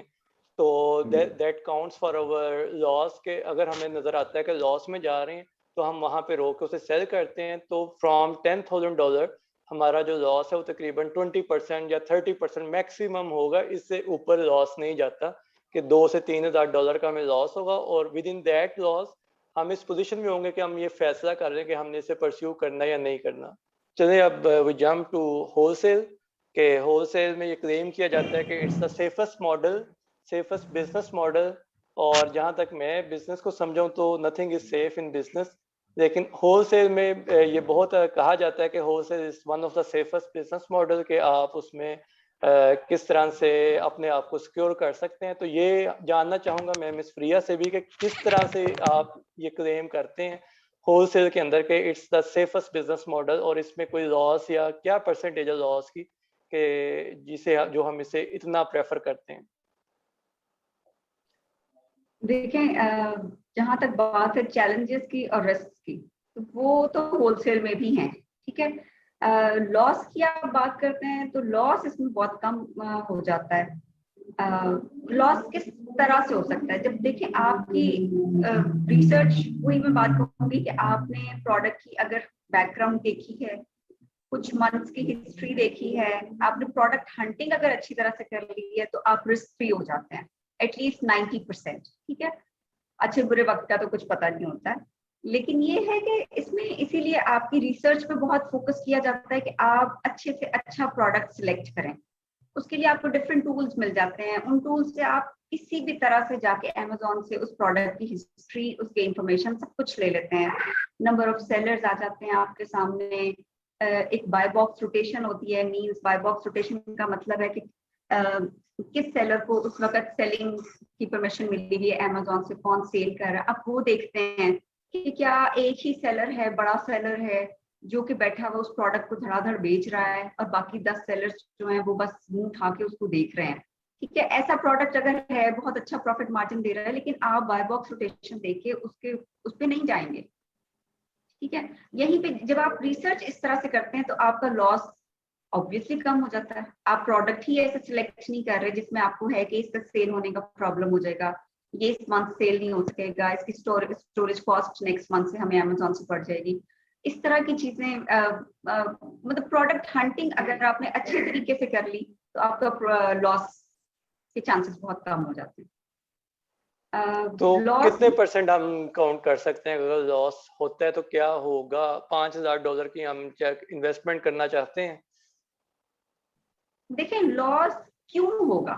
जब आपने अपने प्रोडक्ट्स स्टोर फ्रंट पे जितने भी रखे हैं, आपने प्रॉपर रिसर्च करके, प्रोडक्ट हंटिंग करके, स्टैट सामने रख के, अच्छा रिप्यूटेबल ब्रांड के प्रोडक्ट रखे हैं, तो उसमें फिर आपका लॉस कैसे आएगा? क्वेश्चन ये है। ठीक है, लॉस आने के क्या तरीके हैं कि आप फॉर एग्जांपल अगर आप एक प्रोडक्ट सेल कर रहे हैं, ठीक है, वहां पे 5 सेलर्स और बैठे हुए हैं, अब ये हो सकता है कि उसमें कंपटीशन बढ़ जाए विद टाइम, 5 के बजाय 8, 7, 8, 9 सेलर्स और हो जाए, आपका कंपटीशन बढ़ जाए।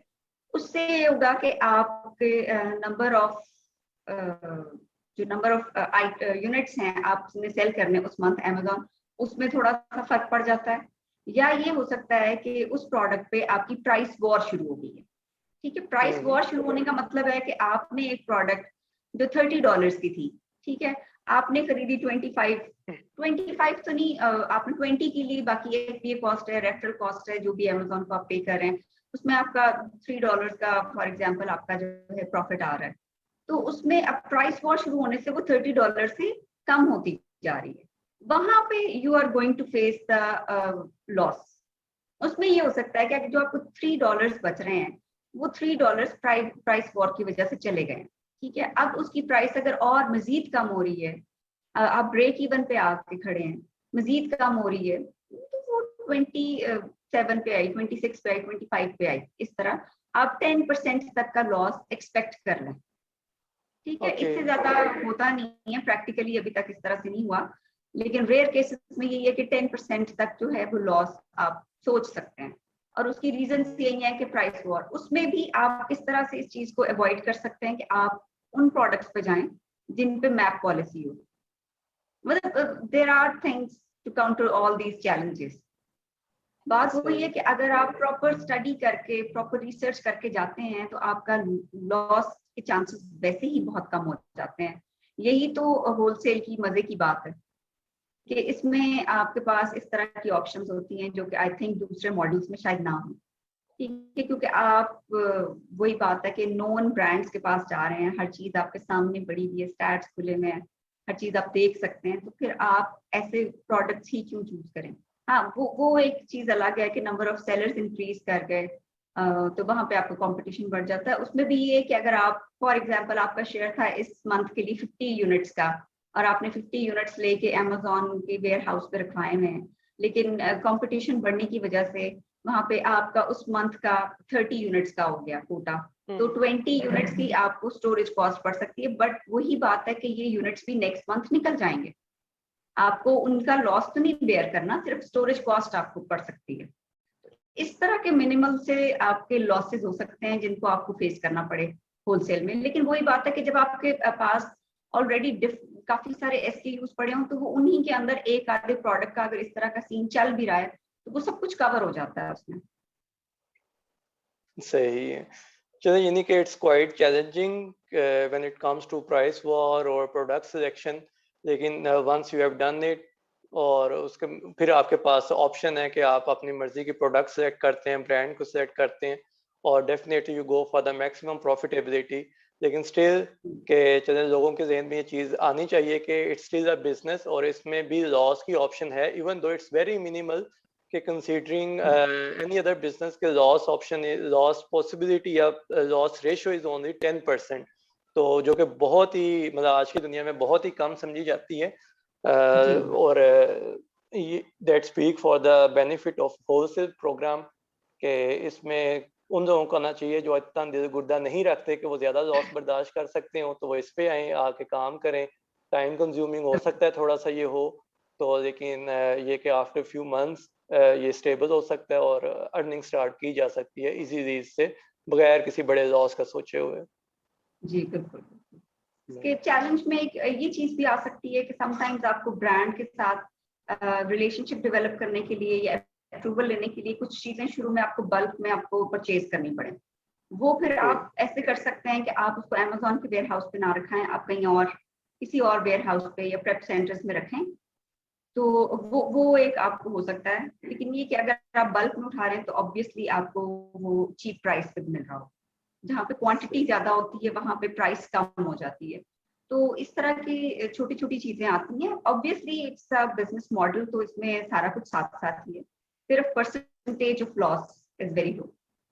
तो next we jump to Shopify, के शॉपिफाई में क्या पॉसिबिलिटीज हैं, क्या रिस्क इन्वॉल्व है, और क्या लॉस की क्या पॉसिबिलिटीज हैं, इसमें कितने % हम सोच सकते हैं कि $1500 से $2000 जो हम इन्वेस्ट करना चाह रहे हैं उसमें हमें क्या चैलेंजेस और रिस्क आ सकते हैं, और कितना हम लॉस में जा सकते हैं। जी फराज भाई, रिस्क और चैलेंजेस और लॉस हमें हर बिजनेस में होता है, ठीक है। उसकी फिर रेशियो होती है कि कितना कम है कितना ज्यादा है।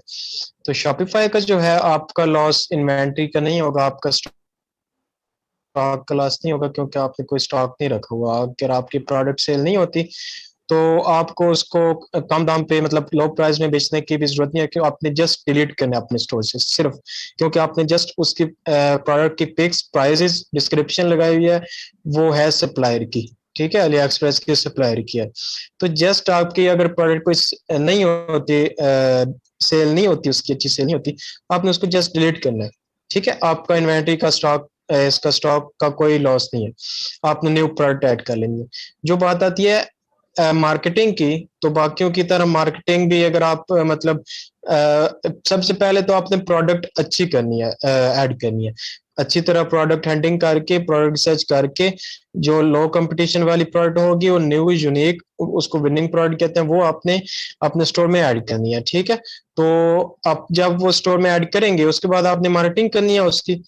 तो वैसे तो कम ही होता है, कम केसेस में होता है कि आपको बिल्कुल कोई रिस्पॉन्स ना आए।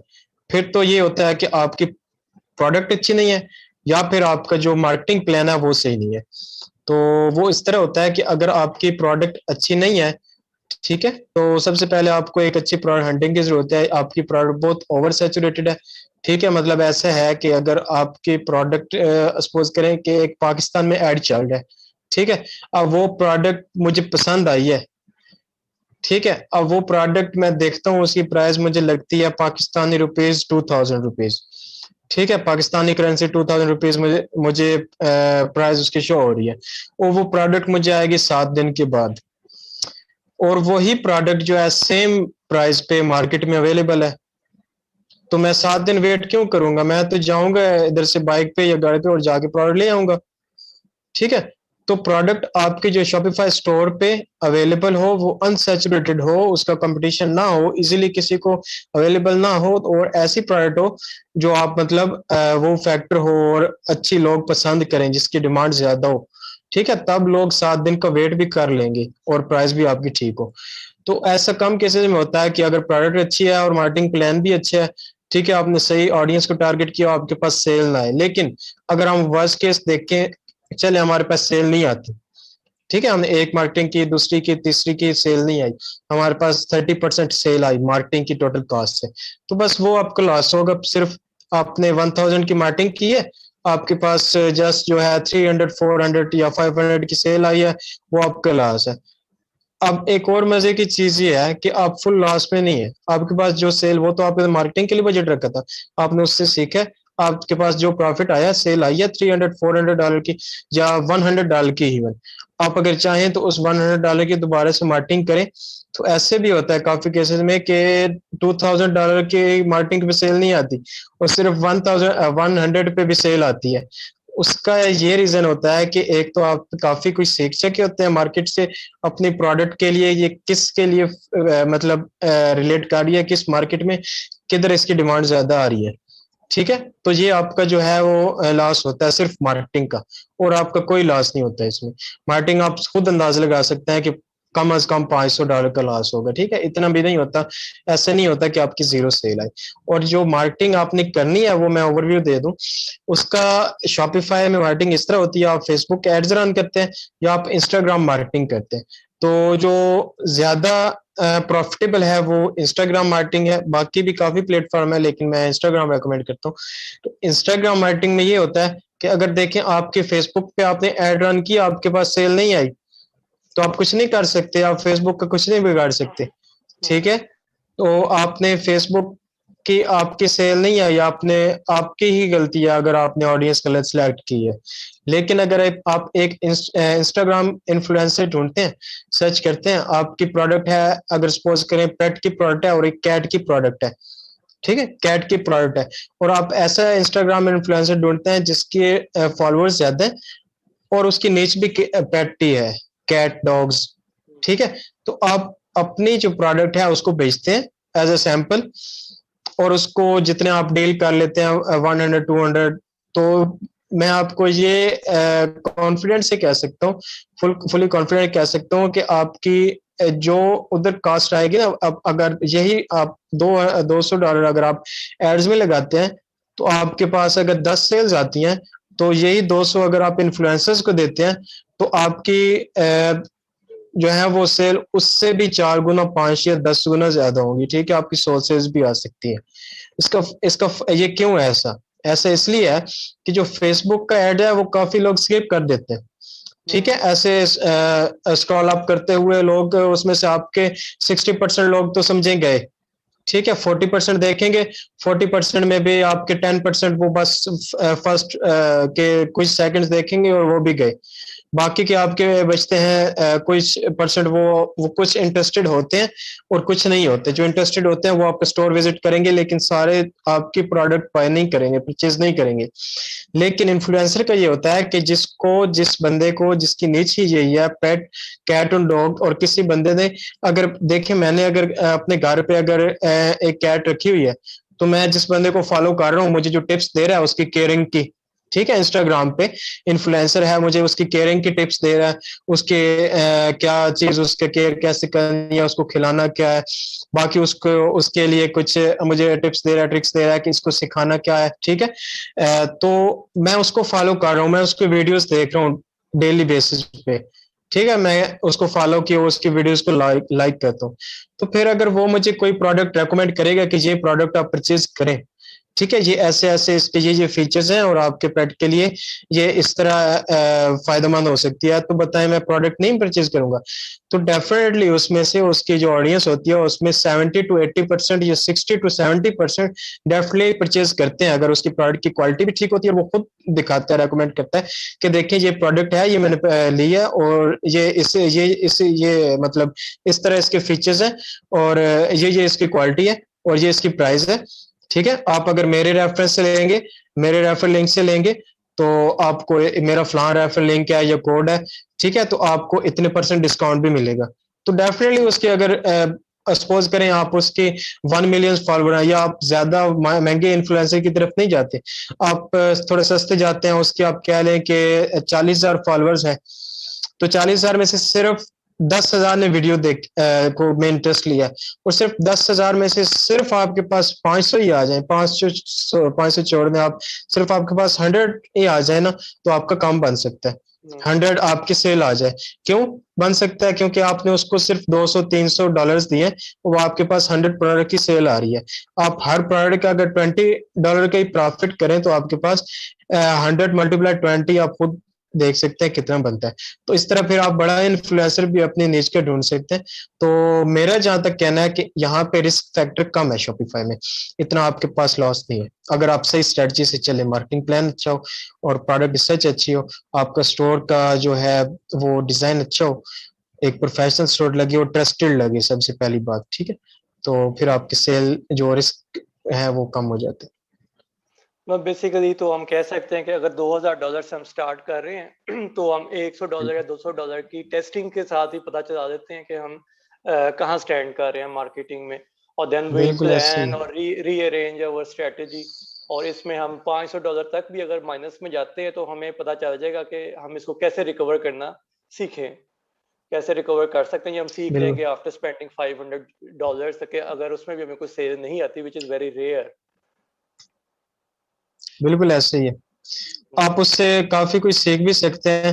अगर आप कहते हैं कि मेरी प्रोडक्ट अच्छी नहीं चल रही, रिस्पॉन्स आ रहा है लेकिन लोग रिस्पॉन्स करते हैं बट प्रोडक्ट परचेज नहीं कर रहे, तो फिर आपका मसला आ सकता है कि आपकी या तो प्राइस हाई है, जब वो मार्केट से सर्च करते हैं प्राइस, प्रोडक्ट इंटरेस्टिंग है, आपकी प्राइस हाई है, या फिर आपको उसके ऊपर ऑफर्स वगैरह देनी चाहिए, इंटरेस्ट क्रिएट करना चाहिए, तो आप काफी कुछ सीखते हैं। या आप प्रोडक्ट चेंज करना चाहें तो आप प्रोडक्ट ही चेंज करके एक अपने स्टोर की डिफरेंट न्यू एक और प्रोडक्ट की एडवर्टाइजमेंट मार्केटिंग स्टार्ट कर सकते हैं। तो मुझे जहां तक लगता है कि आपको एक $200, जिस तरह आप कह रहे हैं, ठीक कह रहे हैं, एक $200 में ही आपको पता चल जाता है मार्केटिंग के बाद कि क्या करना चाहिए, तो आप खुद से ही एक बेस्ट वे लेते हैं और उसके ऊपर काम करते हैं, तो रिस्क इतना नहीं होता है। इतना नहीं। चलें, थैंक यू कि काफी अच्छा ओवरव्यू में मिल गया कि प्रॉफिट लॉस किस किस तरह से हो सकता है और क्या उसमें रिस्क इन्वॉल्व है और क्या परसेंटेज है या कितने डॉलर्स का हम सोच सोच में रखें कि हमें लॉस आ भी सकता है, क्योंकि at the end of the day part of business कि हमें लॉस भी देखने पड़ते हैं, प्रॉफिटेबिलिटी भी आती है। तो it's all about the consistency, कि हम मेहनत करें, मोटिवेशन से काम करें और गलतियों से सीखें और लॉस को बेयर करें और ओवरकम करें लॉस को, और बिल्कुल ऐसे ही। प्रॉफिट में उसको चेंज करें। तो ये सारी डिस्कशन तो बड़ी अच्छी रही कि हमने बिजनेस मॉडल भी डिस्कस किए, उसमें प्रॉस भी देखे, कॉन्स भी देखे, रिस्क भी देखे, लॉस का भी डिस्कस किया। अब जानना मैं ये चाहता हूँ कि इन तीनों बिजनेस मॉडल्स में at the end of the day let's say कि हमारे तीनों बिजनेस मॉडल बड़े अच्छे चल रहे हैं। हमारी इन्वेस्टमेंट जो हमने 10,000 की पीएल के अंदर, 5,000 की हम कर रहे हैं होलसेल के अंदर, और 2,000 से हम स्टार्ट कर रहे हैं शॉपिफाई। तो हमें at the end of the day success में जाते हैं तो हमें प्रॉफिटेबिलिटी क्या आती है और हम कितना बड़ा बिजनेस इससे बना सकते हैं। तो let's coming back to PL again, कि पीएल हम करते हैं, हम कामयाब हो जाते हैं, हमारी प्रोडक्ट चल पड़ती है, सारा कुछ एज प्लान हो जाता है, तो हम क्या एसेट हम क्रिएट कर सकते हैं, मतलब इसको हम एसेट भी काउंट कर सकते हैं या नहीं कर सकते, और इसकी क्या वर्थ हम बना सकते हैं। अच्छा, इसमें सबसे पहली बात तो ये है कि जितने भी बिजनेस मॉडल अभी अमेजोन पे भी हैं या शॉपिफाई या डिफरेंट मतलब बिजनेस मॉडल्स हैं, उनमें इशू ये होता है कि हम मोस्टली अपना ब्रांड नहीं लेके चल रहे होते। हम किसी की होलसेल में जैसे डिफरेंट ब्रांड्स की product as a reseller sell कर रहे होते हैं, और शॉपिफाई में हम फिर किसी सप्लायर से प्रोडक्ट लेते हैं, किसी ब्रांड के लेते हैं और वो सेल कर देते हैं।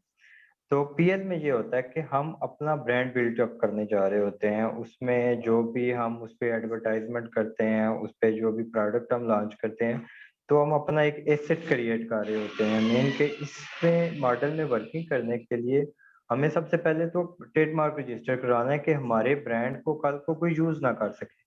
मेन के जो भी ब्रांड का नाम हमने रखा हुआ या हमारे ब्रांड की प्रोडक्ट है, कोई भी बंदा हमारी परमिशन के अलावा के सिवा हमारी प्रोडक्ट को सेल नहीं कर सकता।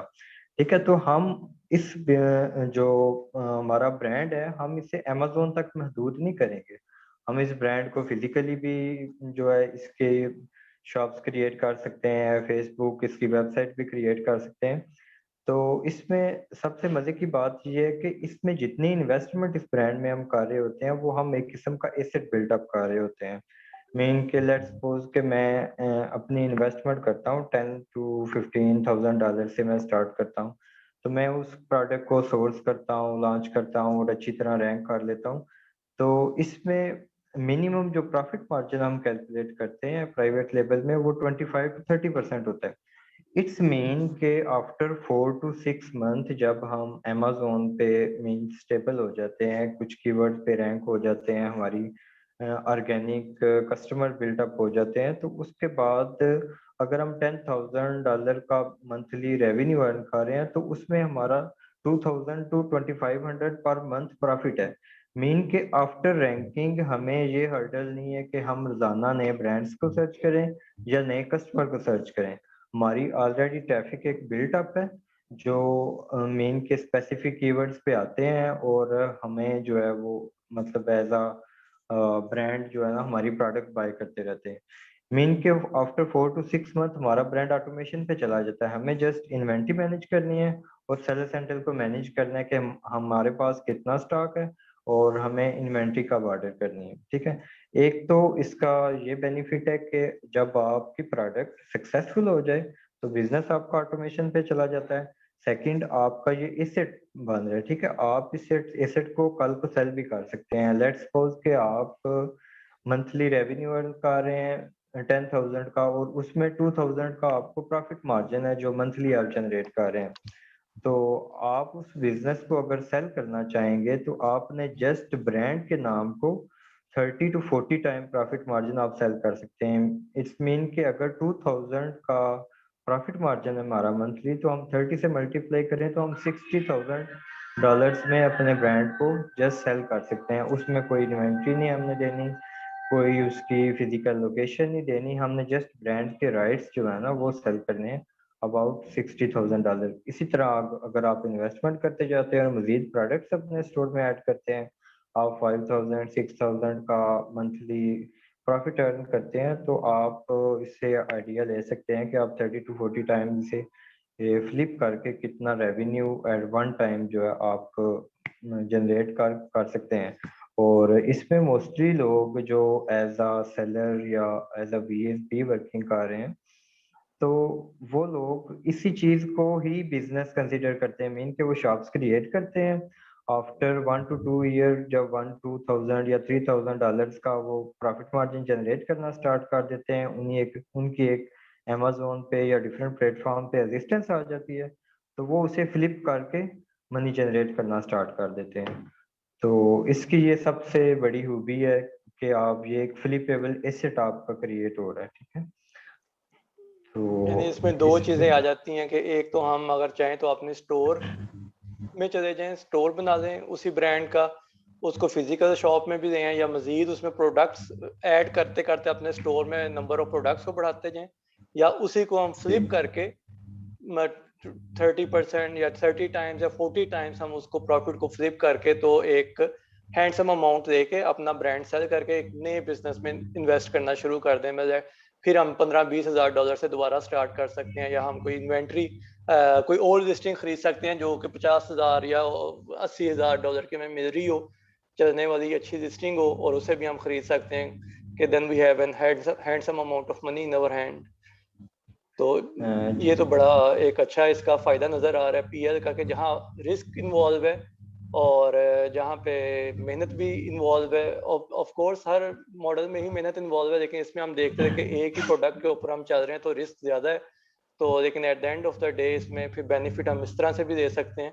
तो देखते हैं फिर होलसेल में किस तरह से होता है, वहाँ भी इसी तरह फ्लिपेबल एसेट हम क्रिएट करते हैं, या उसमें हम एक कंटिन्यूस जो है इन्वेंट्री में करते जाएंगे, ब्रांड्स ढूंढेंगे, प्रोडक्ट्स ढूंढेंगे, और उसमें इन्वेस्टमेंट को बढ़ा सकते हैं, या उसको भी हम फ्लिपेबल एसेट की तरफ लेके जा सकते हैं। जी प्रिया। अच्छा, जैसे आपने कहा कि ये सेफेस्ट बिजनेस मॉडल है और इसमें मतलब क्विक टू गेट स्टार्टेड है। एडवांटेजेस तो बेशुमार है होलसेल के, ठीक है। इसी तरह से इसमें आपको मैंने प्रॉफिट मार्जिन का भी बता दिया है कि विद टाइम री इन्वेस्ट करते जाएं अपना, आप उसको जो है स्केलेबिलिटी है इसमें, ठीक है, ग्रोथ है इसमें। आप अगर इनिशियली 5,000 से स्टार्ट कर रहे हैं तो आप इसको स्लोली ग्रो करके 15,000 तक लेके जाएं, 20,000 लेके जाएं। ये it all depends on you, ठीक है, कि हाउ स्मार्टली यू इन्वेस्ट और हाउ स्मार्टली यू सेव, और फिर उसको री इन्वेस्ट कर रहे हैं, ठीक है। उसमें आप किस तरह के प्रोडक्ट्स आप चूज कर रहे हैं, सिलेक्शन। जब आपको अच्छे ब्रांड अप्रूवल्स आफ्टर 6 months मिलने शुरू हो जाते हैं तो then you are going to select the best of those, ठीक है। उसमें आपके पास इतना बड़ा एक प्रोडक्ट पूल क्रिएट हो जाता है, उसमें से आप जो कम लो प्रॉफिट मार्जिन वाले प्रोडक्ट हैं उनको आप नहीं चूज करते, आप सिर्फ अच्छे बेस्ट प्रोडक्ट्स को लें, बेस्ट सेल्स वाले प्रोडक्ट्स लें, और उस तरह से अपनी प्रॉफिटेबिलिटी को भी आप विद टाइम इंक्रीज कर सकते हैं, ठीक है। दूसरा वही इसका एडवांटेज ये है कि लो इन्वेस्टमेंट के साथ शुरू कर सकते हैं इफ यू वांट, और इसको आप जितना मर्जी आगे ग्रो करते जाएं। और फ्लिपेबल है, yes it is flippable. Why? Because you have got the Amazon store front, ठीक है। वो स्टोर फ्रंट जो आप एक बना लेते हैं उसके अंडर आप जितने मर्जी एसेंस सेल करें, जितने मर्जी SKUs करें, तो वो सारा रिकॉर्ड उसमें आता है, वो सारे ब्रांड्स उसमें आते जाते हैं, आपकी एक हिस्ट्री बन जाती है।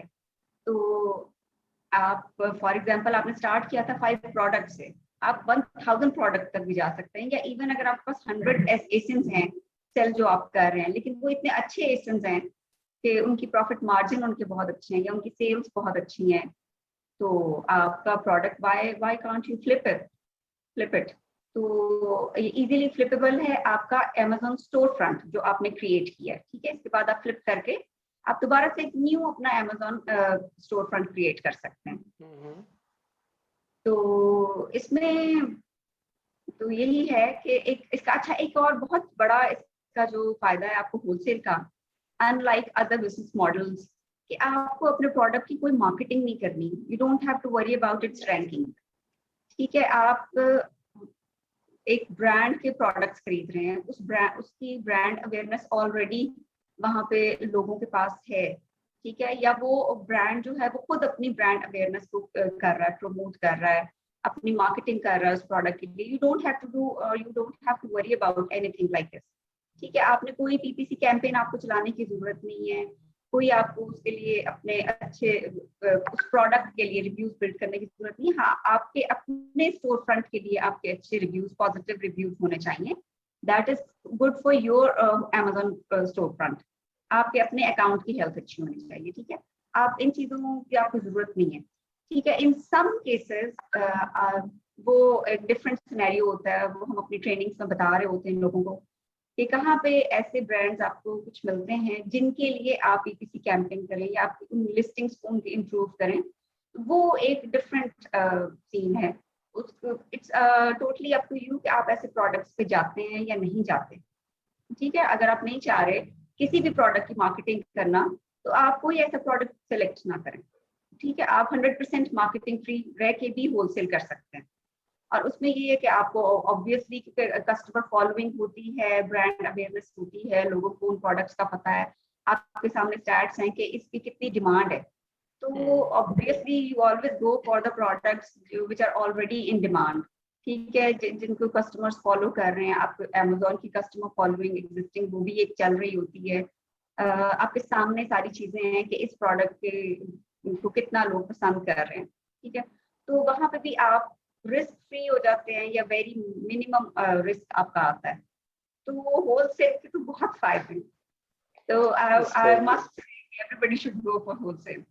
मैं कटिंग शॉर्ट के जो इसमें अपस्केलिंग भी हम कर सकते हैं, अपने स्टोर फ्रंट में मजीद प्रोडक्ट्स को ऐड करें, और इन केस के अगर हम चाहें कि इसको सेल कर दें अपने स्टोर फ्रंट को, तो वो भी हमारे पास ऑप्शन है। Then we go with the same strategy कि हमारा जो प्रॉफिट है उसको फिर हम इसी तरह 25 to 30 टाइम्स करके सेल करते हैं। इसमें भी इसमें कुछ और प्रोसेस होता है इसका।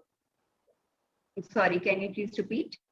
कि जो फ्लिपेबल होगा उसमें किस तरह से इसको काउंट करते हैं? जैसे पीएल में ये बता रहे थे कि 25 to 40% तक हम उसको काउंट करके फ्लिप करते हैं, फ्लिप करते हैं। इसमें भी सेम, इसमें भी इसी तरह से। अच्छा, इसमें आपको मैं एक चीज बताना जरा भूल गई हूँ कि इसमें आप टाइम भी अपना बड़ा सेव कर सकते हैं। जैसे मैंने आपको कहा ना कि क्विक टू गेट स्टार्टेड है, तो उसमें ये है कि आपका एक और टाइम भी इसमें सेव हो रहा होता है जो आपकी शिपमेंट सारी होती है। ठीक है, for example mostly other business models में आप चाइना से सोर्सिंग कर रहे होते हैं मोस्ट ऑफ द टाइम, या 90%। ठीक है, किसी भी कंट्री में, या आप बाहर से कहीं किसी और कंट्री से इंपोर्ट कर रहे होते हैं। इसमें आप क्योंकि लोकल सोर्सिंग कर रहे होते हैं, 95% आपकी लोकल सोर्सिंग है, वहीं के होलसेलर्स हैं, वहीं के आपके डिस्ट्रीब्यूटर्स या ब्रांड है। ठीक है, तो उसमें ये होता है कि आपका अगर आप अपने प्रोडक्ट्स को डिलीवर कर रहे हैं Amazon वेयर हाउस पे, तो they might take 2 to 15 days maximum. ठीक है, आपको कोई 30 डेज का डिले नहीं है, कोई पोर्ट पे आपकी चीजें नहीं आ रही जहां से आपको एक दफा और उठानी है। एंड समटाइम्स या मोस्ट ऑफ द टाइम जो है आपकी शिपिंग भी फ्री हो जाती है। ठीक है, अगर ब्रांड या डिस्ट्रीब्यूटर कर रहे हैं, बल्क में आप चीजें उठा रहे हैं, आपको फ्री शिपिंग भी मिल जाती है। तो आपकी एक तो वो शिपिंग कॉस्ट भी बच जाती है, वहां भी आप सेव कर रहे हैं, फिर आपका टाइम भी सेव हो रहा होता है। उसमें सिर्फ आपने अपनी इन्वेंट्री को मैनेज करना होता है कि किस वक्त आपकी इन्वेंट्री जो है that is going to end, तो आपने उससे कुछ दिन पहले आप अपनी इन्वेंट्री का, न्यू इन्वेंट्री का ऑर्डर कर देते हैं। ठीक है, आपने इन्वेंट्री टाइमली मैनेज करना। तो लेट्स सी कि शॉपिफाई में हम किस तरह से एक एसेट बना सकते हैं जो हम $2000 से शुरू कर रहे हैं।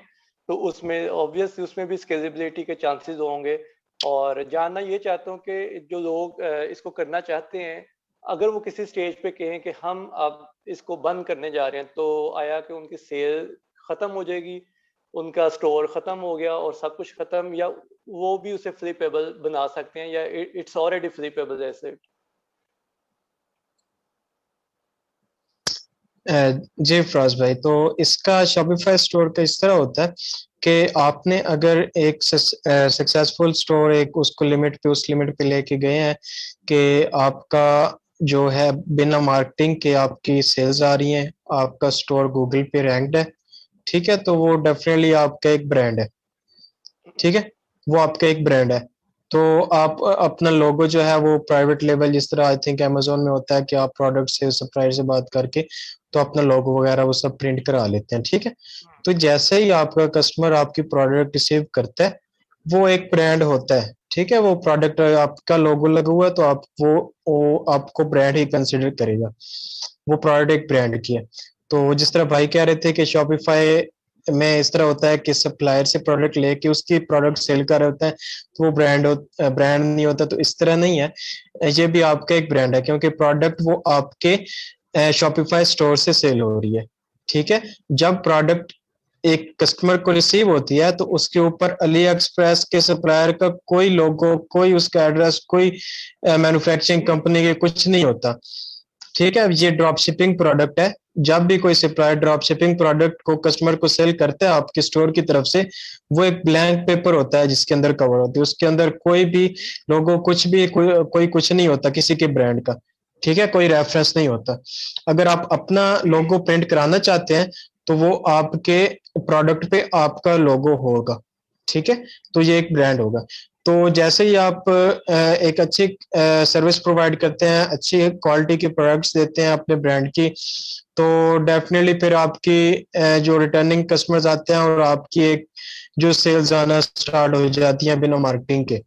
अब ऐसी स्टेज आ गई है कि आपने काफी कुछ इससे कमा लिया, ठीक है, अर्न कर लिया, और आप एक न्यू बिजनेस की तरफ जाना चाह रहे हैं।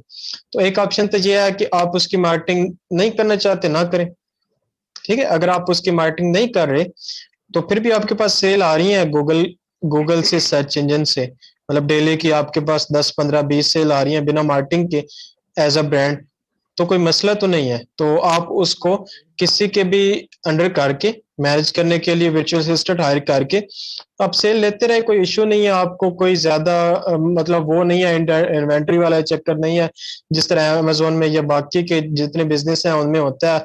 इवन के लोकली भी फिजिकल बिजनेस में होता है कि आपको एक शॉप अगर बंद करनी है तो बंद ही करनी पड़ेगी, क्योंकि वैसे आपको काफी टाइम देना पड़ेगा, आपको चीजें लानी पड़ेगी, प्रोडक्ट सेल करनी पड़ेगी, स्टॉक रखना पड़ेगा, सब कुछ करना पड़ेगा। इधर वैसा नहीं है। आपके अगर आप नहीं चलाना चाहते, आप ना चलाएं, आप किसी आपको अर्निंग होगी है काफी, आप उस अर्निंग से आप नेक्स्ट बिजनेस की तरफ जाएं, आप फ्री हैं। आप वो स्टोर किसी अच्छे से वर्चुअल असिस्टेंट के हवाले कर दें, आप फ्री हैं। अगर वो आपको उसमें से 50% ही देगा ना, तो आ रहा है तो मसला तो नहीं है। मतलब अगर आपको मंथली 1 लाख रुपए कम अज कम आपके स्टोर से बिना कुछ इन्वेस्ट किए आ रहा है, कोई इश्यू तो नहीं है। आपका वो 1 ईयर का आपको तकरीबन 12 लाख रुपए बनता है, मसला नहीं है। लेकिन फिर भी आप कहते हैं कि मैं नहीं रखना चाहता जी, फिर भी मैंने सेल करना है, मतलब ऐसा कोई मसला नहीं है कि आपको टाइम देना पड़ रहा है, लेकिन फिर भी आप सेल करना चाहते हैं। तो आप देखें जिस स्टोर की जो सेल है वो मिनिमम एक मंथ की मिनिमम $5,000 से $7,000 की है, ठीक है। तो वो स्टोर आप खुद गेस कर सकते हैं कि कितने में सेल होगा, ठीक है। अगर वो गूगल रैंक है और वो खुद आप देख सकते हैं कि $5,000 to $7,000 या कम से कम कह लें, आप 3 कह लें, $3,000 कह लें, तो आप उसे गेस कर सकते हैं कि किसी ने अगर वो परचेज करना है तो आप उसको कितनी प्राइस में देंगे, तो वो स्टोर आपका सेल हो जाएगा। क्यों? क्योंकि आपके पास रिटर्निंग कस्टमर्स है, ठीक है, रिटर्निंग क्लाइंट्स है, और एक रैंक्ड स्टोर है, ठीक है। तो और वो स्टोर आपका कि हम कितने टाइम्स उसे कैलकुलेट कर सकते हैं मिनिमम, कि अगर 3,000 प्रॉफिट आ रहा है, हम उसे सेल करना चाह रहे हैं, तो हम क्या प्राइस उसकी देंगे जो रियलिस्टिक हो सकती है? जी, 3,000 अगर उसकी सेल आ रही है मंथली की बिना मार्केटिंग के अगर सेल आ रही है, तो फिर ये होता है कि एक स्टोर था लास्ट टाइम मेरे क्लाइंट का, उसकी सेल थी आई थिंक कोई मंथली 50, उसके बाद कभी 200, 2,000, कभी 1,000, मतलब जो एवरेज थी वो 1,500 की थी, ठीक है। तो वो स्टोर उसने 30,000 USD में उसने अपने फ्रेंड को यूएसए में सेल किया था, 25 to 30 के अंदर आई थिंक। जी, ये 1,500 जो है सेल्स के ऊपर हम बात कर रहे हैं या प्रॉफिट के ऊपर बात कर रहे हैं? 1,500 सेल की बात कर रहे हैं। सेल्स की बात, अच्छा। किसकी? आप ये स्टोर की मंथली की से बात कर रहे हैं? हाँ, मंथली की जो है। जी, 1,500, हम 15 to 2,000 या मिनिमम सेल की बात कर रहे हैं, ठीक है। ये अच्छा। 1,500 to 2,000 ये प्रॉफिट भी हो सकता है, ठीक ठीक है, हम मिनिमम सेल की सही बात कर रहे हैं, मिनिमम सेल। सही सही। चलें, ये अच्छा ये आइडिया सेल मुझे लगा। 5 to पेबल 6,000 है, भी हो सकती है। अच्छा मतलब ये फ्री पेबल है और इसको ऑटोमेट ऑटोमेट भी और एक कर और सकते हैं कि चीज, अगर ये रैंक हो चुका है तो हमें कोई ज़रूरत नहीं है इसको सेल करने की भी, ये खुद ही चलता जाएगा। जी बिल्कुल। और एक और बिल्कुल ऐसा ही है, आपको रैंक हो गया तो कोई इश्यू नहीं है, आपका जो ऑटोमेटिक काफी एप्स होती हैं, आपका स्टोर ऑटोमेट हो जाता है। और जैसे कोई सप्लायर आपको कस्टमर आपका एड्रेस पे, अपने एड्रेस पे और कोई भी ऑर्डर करता है तो वो आपके जो लिंक्स सप्लायर होगा उसको ऑर्डर हो जाएगा ऑटोमेटिक। और एक और चीज मैं क्लियर कर रहा हूँ कि ये जो मैंने सेल कह रहा हूँ ना, एटलीस्ट 5,000 या आपकी 2,000 3,000, ये एटलीस्ट ये मैं कह रहा हूँ कि स्टोर जब आपका उस लिमिट पे जाएगा, उस केस में जब आपको मार्केटिंग नहीं करनी पड़ेगी, ठीक है, ये उस टाइम आपकी इतनी सेल होगी। लेकिन जब मार्केटिंग करते हैं वो मार्केटिंग पे डिपेंड करता है आपकी कितनी सेल होती है। आपकी सेल मैंने आपको बताया कि आप 10,000 20,000 के की मार्केटिंग के साथ आप 80 90 70 की भी सेल ले सकते हैं, उसका इशू नहीं है। तो अब जो पॉइंट में डिस्कस करना चाह रहा हूँ आप लोगों के साथ वो ये है कि किस किस्म के लोगों को आप सजेस्ट करते हैं कि वो किस किस्म का बिजनेस करें। मतलब पीएल हर किसी के बस की बात नहीं होगी, शॉपिफाई हर किसी के बस की बात नहीं होगी, इसी तरह होलसेल है वो हर किसी के बस की बात नहीं होगी। तो आप लोगों के जो एक्सपीरियंसेस हैं मैं उनसे ये उस हवाले से मैं आप लोगों से ये पूछना और समझना चाह रहा हूँ कि एक तो आप ये बताएंगे किस तरह के लोगों को पीएल अडॉप्ट करनी चाहिए, किस तरह के लोगों को शॉपिफाई में आना चाहिए, और डिपेंडिंग ऑन इन्वेस्टमेंट भी है, और ये कि कितने टाइम में वो प्रॉफिटेबिलिटी की तरफ हम जा सकते हैं अपने इन बिजनेस मॉडल्स के अंदर। जी, इसमें सबसे पहली बात ये है कि पीएल बिजनेस मॉडल ऐसा है जो कि एक ऑटोमेशन पे मीन के जब आपका स्टोर रैंक हो जाता है तो ये बिजनेस ऑटोमेशन पे चलता रहता है। आप ने जस्ट इन्वेंट्री मैनेजमेंट की करनी होती है इसमें, ठीक है। तो ये बेसिकली उन लोगों के लिए जिन लोगों के पास 15 to 20,000 या अराउंड 10,000 की इन्वेस्टमेंट है, बट उनके पास टाइम नहीं है। वो एक सेकंड इनकम स्ट्रीम जनरेट करना चाह रहे हैं, लेकिन वो अपनी जो भी एक्टिविटीज़ हैं, डेली एक्टिविटीज़, जॉब्स है या उनके या कोई और बिजनेस कर रहे हैं, ठीक है, वो अपने बिजनेस को छोड़ के इस बिजनेस में नहीं आना चाह रहे, ठीक है। तो उन लोगों को बेसिकली ये रिकमेंड किया जाता है ताकि वो अबाउट अगर 10 15,000 या 20,000 इन्वेस्ट करते हैं और एज अ वर्चुअल असिस्टेंट की सर्विसेज लेते हैं जो कि $300 से $450 तक पर मंथ कॉस्ट करती हैं। तो ये जस्ट उसे एज अ सेलर उसे 4 to 6 मंथ या अबाउट 8 मंथ ये सर्विसेज के चार्जेस उसे बेयर करने हैं। और अगर उसकी product with in 6 month rank हो जाती है तो ये बिजनेस सारा ऑटोमेशन पे है। उसके बाद वो इन्वेंट्री मैनेजमेंट के लिए या तो वो वीए को ही इसमें ले जा सकता है प्रॉफिट शेयरिंग पे, और सेकेंडली या वो खुद इसको इन्वेंट्री मैनेजमेंट अगर 1 to 2 आवर डेली के स्पेंड करे ये तो वो इन्वेंट्री मैनेजमेंट उसने करनी है, तो वो सारा बिजनेस उसका ऑटोमेशन पे है। मीन के उसे एक इनकम सेकंड स्ट्रीम इनकम भी मिल जाएगी विद इन 6 मंथ। और सेकंड उसका जो है बिजनेस जो है वो उसका एसेट भी बिल्टअप हो रहा है। मीन के ऐसे लोग जिनके पास इन्वेस्टमेंट है बट टाइम नहीं है।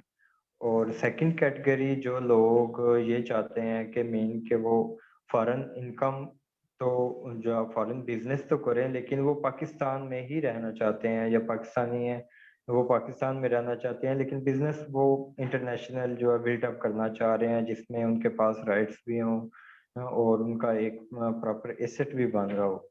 तो ये उन लोगों के लिए कि वो मंथली अबाउट 2,000 से लेकर अप टू जितनी वो इन्वेस्टमेंट करेंगे, जितनी वो प्रोडक्ट अपने स्टोर में जो है लॉन्च करेंगे, उसके अगेंस्ट वो प्रॉफिट मार्जिन जो है अर्न कर सकते हैं।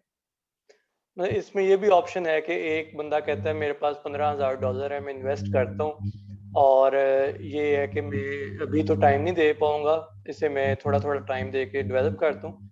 तो कोई उसमें हम टाइम फ्रेम सजेस्ट कर सकते हैं कि आफ्टर 1 or 2 years अगर वो सक्सेसफुल होता है, क्या वो इस पोजीशन में आ सकता है कि वो अपनी जॉब को ही छोड़ दे और इसको ही मेन बिजनेस के तौर पे अडॉप्ट कर रहे हैं।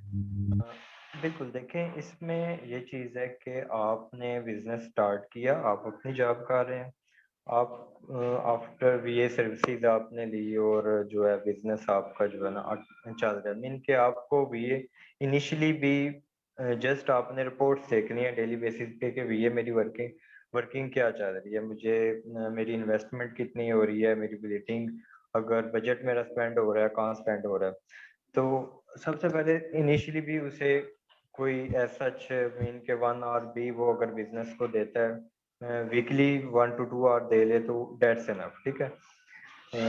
सेकंड ये है कि आपने अपना बिजनेस $10 to $15 में जो है स्टार्ट किया इनिशियली, और आप $2000 जो monthly profit margin about 4 to 6 month के बाद एलिजिबल हो गए कि आप $2000 प्रॉफिट मार्जिन ले रहे हैं। अब अगर आप अपने बिजनेस को छोड़ के टोटली इस बिजनेस में आ रहे हैं तो आपने ये देखना है कि मेरे एक्सपेंस कितने हैं, एट द एंड में अर्निंग कितना करना चाह रहा हूँ। अगर आपका एक्सपेंस है या अर्निंग आप 5000 6000 $7000 की अर्निंग करना चाह रहे हैं तो इट्स मीन कि आप अपने स्टोर में और प्रोडक्ट्स ऐड करेंगे और उन्हें स्टेबल करके आपको जितना एट द एंड आप अर्न करना चाह रहे हैं, जब आप सिचुएशन में आ जाते हैं कि मैं 4000 या $5000 मंथली प्रॉफिट जनरेट कर रहा हूँ तो आप टोटली इस बिजनेस की तरफ मूव कर सकते हैं। तो आप इसको कितना टाइम हम काउंट कर सकते हैं, मतलब 6 महीने, 1 साल, 2 साल? ये बजट पे डिपेंड करता है कि आपका लेट्स सपोज के बजट है 10,000 तो हम वन प्रोडक्ट मीन जो है वो इसमें लॉन्च कर सकेंगे। लेकिन अगर आपके पास बजट है 20,000 $30,000 तो उसमें हम प्रोडक्ट्स जो हैं 2 से 3 प्रोडक्ट इनिशियली लेके चल सकते हैं। उनकी स्टेबिलिटी के बाद हम इस सिचुएशन में आ जाते हैं कि हम $4,000 to $6,000 का प्रॉफिट मार्जिन जनरेट कर रहे हैं। तो अबाउट 1 ईयर में हमारी स्टेबिलिटी हो जाती है, 2 से 3 प्रोडक्ट अगर हम लेके चलते हैं 6 मंथ to 1 ईयर आप काउंट कर सकते हैं।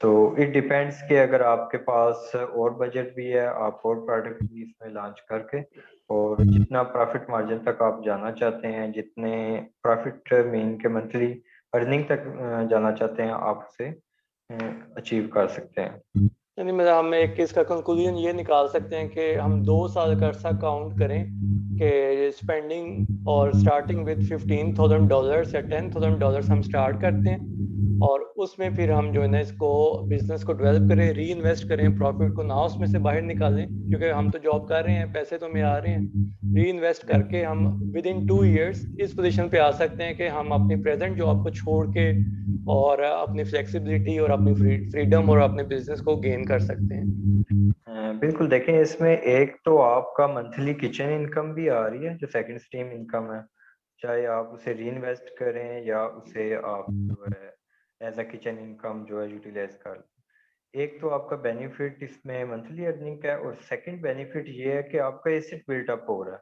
आपकी सेल हो रही है, आपका स्टोर बिल्टअप हो रहा है और आप स्टोर में अगर अमेज़न पे स्टेबल हो जाते हैं तो आप इससे डिफरेंट इसकी वेबसाइट को बूस्ट करें, इसके फेसबुक पेज को बूस्ट करें, इंस्टाग्राम को बूस्ट करें।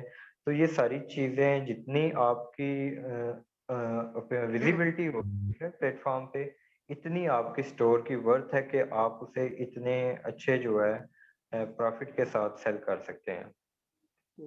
सही सही। यानी इसमें एक तो वो बंदा भी है जो अच्छे पैसे कमाना चाहता है या ज्यादा जंप करना चाहता है, अपना ब्रांड का ब्रांड कॉन्शियस और अपना ब्रांड ओन करना चाहता है, बेसिकली यूं कह लें कि एम्बिशियस है अपना ब्रांड बनाने के लिए, वो इसमें आए। और ये कि थोड़ा अगर लॉस की तरफ देखें तो 10,000 में उन्हें पता होना चाहिए हमारा 20-30% लॉस हो सकता है और टाइम भी हम दें उसे या वीए की सर्विसेज लें। और लेकिन उसका फायदा ये है कि विद इन 2 ईयर्स वो एक एसेट डेवलप कर सकते हैं अगर कामयाब होते हैं, और उसमें अपनी जॉब की डिपेंडेंसी ख़त्म कर सकते हैं, अपनी स्पेस की और टाइम की डिपेंडेंसी दूसरों पे ख़त्म करके खुद ओनर बन सकते हैं इस सारी चीज़ों का जो वो कर रहे हैं। तो देखते हैं अब होलसेल में हमें क्या मिलता है कि किन लोगों को टारगेट करना चाहिए होलसेल और किस तरह वो कितने टाइम में वो अपने आप को स्टेबल कर सकते हैं होलसेल के अंदर।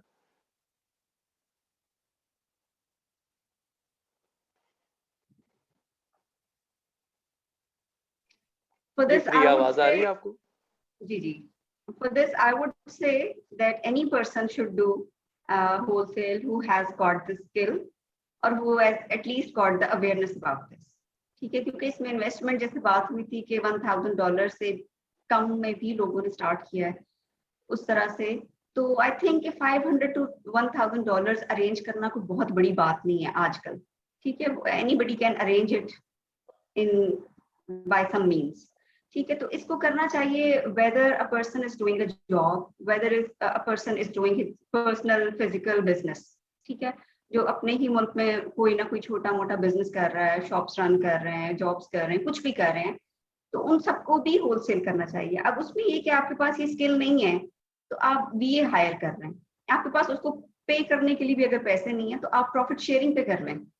ठीक है, विद इन 3 to 4 months ये आपको बिजनेस मॉडल अर्निंग आपको देना शुरू कर देता है, आपको प्रॉफिटेबिलिटी आनी शुरू हो जाती है. तो आप प्रॉफिट शेयरिंग पे जब कर रहे हैं तो आपका ये भी सेटिस्फाइड होगा, वो उसकी भी अर्निंग हो रही होगी, आपकी भी हो रही है. विद टाइम आपका अमेजोन स्टोर फ्रंट जो है वो डेवलप होता जाएगा, तो विद इन 1 or 2 years वो इतना अच्छा एक डेवलप हो चुका हुआ होगा कि आप उसको फ्लिप भी कर सकते हैं, और अगर आप फ्लिप नहीं करते तो वो आपका एसेट बन चुका होता है जो विद टाइम ग्रो ही करेगा. ठीक है, तो ऐसे सारे तो सब लोगों को करना चाहिए. मैं तो यही कहूंगी जो जॉब्स कर रहे हैं सेकंड इनकम स्ट्रीम के लिए जो है ना, क्योंकि देखें ये वक्त कौन सा जा रहा है, स्पेशली जब से लास्ट ईयर हमें कोविड हिट किया है, तो ये ऐसी चीज थी जो कोई प्रिडिक्ट नहीं, कोई भी नहीं सोच सकता था कि क्या हुआ. And everything most of the things have gone online. तो ई कॉमर्स ने जितना बूम इस टाइम पीरियड में लिया है, तो I think everybody must go for the e commerce as side business, just to be on the safe side. ठीक है, अब ये कोविड की वजह से डाउन साइजिंग कितनी हुई है, जॉब्स गई हैं, बहुत ज्यादा लोगों का लॉस हुआ है, एकदम से जो है सब कुछ आपके इनकम आनी बंद होगी. तो ऐसे टाइम के लिए जो कि आगे इस वक्त अभी भी टाइम बहुत अनप्रिडिक्टेबल जा रहा है, तो आई थिंक के होलसेल, क्योंकि मैं तो यही कहती हूँ कि ये एक बहुत सेफेस्ट बिजनेस मॉडल है, लो इन्वेस्टमेंट से होता है, तो ऐसे टाइम पे you need to do wholesale. ठीक है, आपका एसेट भी क्रिएट हो जाता है और आप सेफ भी हो जाते हैं, आपकी सेकंड इनकम लेवल हो सकता है आपकी फर्स्ट इनकम लेवल से बहुत ज्यादा एक्सीड कर जाए विद टाइम. ठीक है, जो आप जॉब से अर्न कर रहे हैं 5 times आपको उससे ज्यादा देना शुरू हो जाए. आप जॉब में 9 to 5 जो बाउंड हो जाते हैं, उसके बाद भी एक प्रेशर होता है आपके, आप उससे फ्री हो सकते हैं चाहें तो. ठीक है, विद इन 1 or 2 years. तो उसके बाद अगर कोई ऐसे लोग जो कि बीए भी अफोर्ड नहीं कर सकते या नहीं करना चाहते, तो उनको चाहिए कि अपनी जॉब के साथ किसी भी इवनिंग में या किसी भी और टाइम पे 3 to 4 hours डेली रखें और इसको साथ साथ प्रैक्टिस करें, आहिस्ता आहिस्ता अपना जो है वो ग्रो करते जाएं. तो डेफिनेटली अमेज़न में इस वक्त बहुत ज्यादा ग्रोथ है. यानी अगर इसे कंक्लूड करें तो बेसिकली होलसेल वो तमाम लोगों को करना चाहिए या कर सकते हैं जो कुछ कॉन्शियस हैं, इतना रिस्क नहीं लेना चाहते और वक्त के साथ कुछ सीखना चाहते हैं और ये समझते हैं कि हम 2 साल के अंदर एक बेटर अर्निंग की तरफ जा सकते हैं. तो we can start even with $500 या $1,000. तो हम लर्न भी करें और साथ साथ थोड़ा थोड़ा अर्न करते हुए हम खुद को स्टेबल करके एक सेकंड इनकम स्ट्रीम बना लें और फिर आफ्टर दैट टाइम हम उसको फर्स्ट एसेट क्रिएशन की तरफ लेके जाएं. तो शॉपिफाई में अबू बकर ये किस तरह से आप देखते हैं कि कौन लोग आए जो रिस्क टेकर हैं या जो रिस्क कॉन्शियस पीपल हैं वो आए और कितना टाइम उन्हें लगेगा कि अगर वो स्टार्ट करते हैं तो कितने मंथ्स में वो इसको अच्छा देख सकते हैं स्टेबिलिटी की तरफ.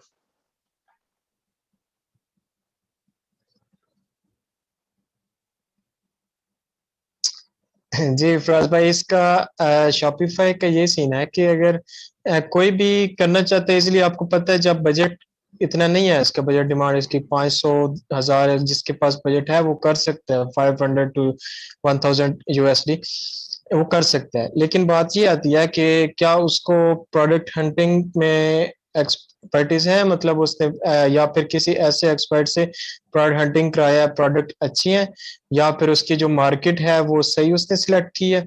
अगर उसने ये किया तो फिर जाहिर बात है उसको करना चाहिए। अगर उसके पास एक्स्ट्रा है कि कहता है कि 500 to 1000 में इन्वेस्ट कर सकते हो, तो डेफिनेटली उसको शॉपिफाई में करना चाहिए, क्योंकि शॉपिफाई में अगर वो 500 to 1000 की करता है और कंप्लीट उसके पास जो उसके प्रोडक्ट हंटिंग, मार्केट सिलेक्शन, हर चीज उसके पास ओके है, तो फिर ये होगा कि जो इसकी इन्वेस्टमेंट है उसी में से रिटर्न आएगा, और उसी रिटर्न को वो यूज करके प्रॉफिट को वो नेक्स्ट की एडवर्टाइजमेंट मार्केटिंग करके और ज्यादा सेल ले सकता है। ठीक है, तो इस तरह वो फिर जो प्रॉफिट लेगा उसकी और मार्केटिंग करेगा, कुछ अपने पास रख के परसेंटेज, तो मतलब उसी में से, उसी के प्रॉफिट में से वो मार्केटिंग कर सकता है। ठीक है, तो इस तरह उसका बिजनेस भी ग्रो अप होगा, उसकी जो इनिशियल इन्वेस्टमेंट होगी वो उसकी आपको पता है 500 to 1000 हो सकती है मिनिमम, लेकिन वो अगर और ऐड करना चाहता है उसके अंदर तो वो खुद कर सकता है। वो कहता है मैं प्रॉफिट में से 0%, मैं 1% भी नहीं लेना, ठीक है, मैं 0% ले रहा हूँ, तो वो सारा कंप्लीट प्रॉफिट वो दोबारा से मार्केटिंग में ऐड कर सकता है। और दूसरी बात यह है कि अगर किसी के पास बिल्कुल इन्वेस्टमेंट नहीं है, ठीक है, रिस्क नहीं लेना चाहता कोई भी, अब उसके पास इन्वेस्टमेंट है लेकिन रिस्क नहीं लेना चाहता कि मैं किसी एक्सपर्ट को ढूंढूंगा तो उसके ऊपर डिपेंड होऊंगा मार्केट सिलेक्शन के लिए, प्रोडक्ट हंटिंग के लिए, तो फिर उसको ये रिकमेंडेशन है कि सबसे पहले वो एज ए वर्चुअल असिस्टेंट काम करे, मतलब काम सीखे, शॉपिफाई का काम सीखे, प्रोडक्ट हंटिंग सीखे। उसके बाद अगर वो मतलब फ्री है या एज ए स्टूडेंट है या कुछ भी, तो जिस तरह अब हम कराते हैं, कोर्सेज कराते हैं, तो स्टूडेंट्स सीखते हैं। ठीक है, तो फिर वो जो अगर क्लाइंट्स के लिए काम करते हैं आगे फ्रीलांसिंग या फिर कोई भी अपने लोकली मार्केट में, तो उसमें से उनको जो भी रेवेन्यू आता है उसमें से कुछ रखते हैं पास, और कुछ अपने लिए वो सेव कर होते हैं कि अपना स्टोर लॉन्च करना है, या फिर उन्हें सीजनल करना है, मतलब जिस तरह ये क्रिसमस वगैरह, न्यू ईयर, अपना हैप्पी न्यू ईयर, और इस तरह के सीजनल करना है, तो वो उनके लिए उन्होंने सेव रखा होता है अमाउंट। मतलब जो आपने सर्विसेज दी है एज अ वर्चुअल असिस्टेंट, तो उसमें आपका एक तो एक्सपीरियंस पे हुआ है कि किस तरह स्टोर रन करना है, आपने क्लाइंट्स के स्टोर्स पे एक्सपीरियंस किया, ठीक है, और आपके पास रेवेन्यू भी आ गया, आपके पास इन्वेस्टमेंट भी आ गई है, मतलब जो आपने चार्ज किया वहां से आपके पास इन्वेस्टमेंट भी आ गई है, तो फिर आप अच्छे तरीके से खुद से ही अपना सीख के तो एक शॉपिफाई स्टोर जो है सक्सेसफुल रन कर सकते हैं। यानी वो अगर किसी लोग के जो पास कम बजट इन्वेस्टमेंट है रखते हैं, तो वो फिर एक कि जो कम बजट रखते हैं और ज्यादा पैसे इन्वेस्ट नहीं कर सकते, उनके लिए शॉपिफाई बहुत आइडियल है कि वो इसमें जरूर एक दफा टेस्ट करें, एक बिल्कुल दफा आके देखें कि किस तरह से वो कम पैसों के साथ भी अर्निंग स्टार्ट कर सकते हैं। बिल्कुल ऐसा ही है, कम बजट है जिनका पैसे नहीं रख रहे, अगर वो स्टूडेंट है तो वो मतलब सीखें, अगर उनके पास टाइम है, और विजुअल असिस्टेंट अगर नहीं है तो फिर इतना बजट नहीं है, 500,000 इतना बजट नहीं है, तो वो बजट करके, और मैं ये नहीं कहूंगा कि आप वो लोन लें या उधार लें किसी से, ठीक है, और आप फिर लाइबिलिटी अपनी जो है वो उस पर करते जाएं बढ़ाते और फिर जाएंगे। आपको लॉस हो, तो जी लाइबिलिटीज नहीं बढ़ानी, तो फिर वो आप रिस्क होंगे, तब आपके अंदर एक डर होगा। बिना डरे आपके पास अगर एक्स्ट्रा है 500 से 1000, ठीक है, आपके पास एक्स्ट्रा है, वो आप इन्वेस्ट करना चाहते हैं, तो वो आपके लिए शॉपिफाई बेस्ट ऑप्शन है। क्योंकि अगर इसमें लॉस हुआ भी सही, मैंने आपको बताया, तो फिर कम से कम अगर आपने 500 लगाया तो इसमें आपके पास लॉस हुआ भी सही तो 60 to 70% मैक्सिमम लॉस होगा, बाकी का आपके रिकवर हो सकता है।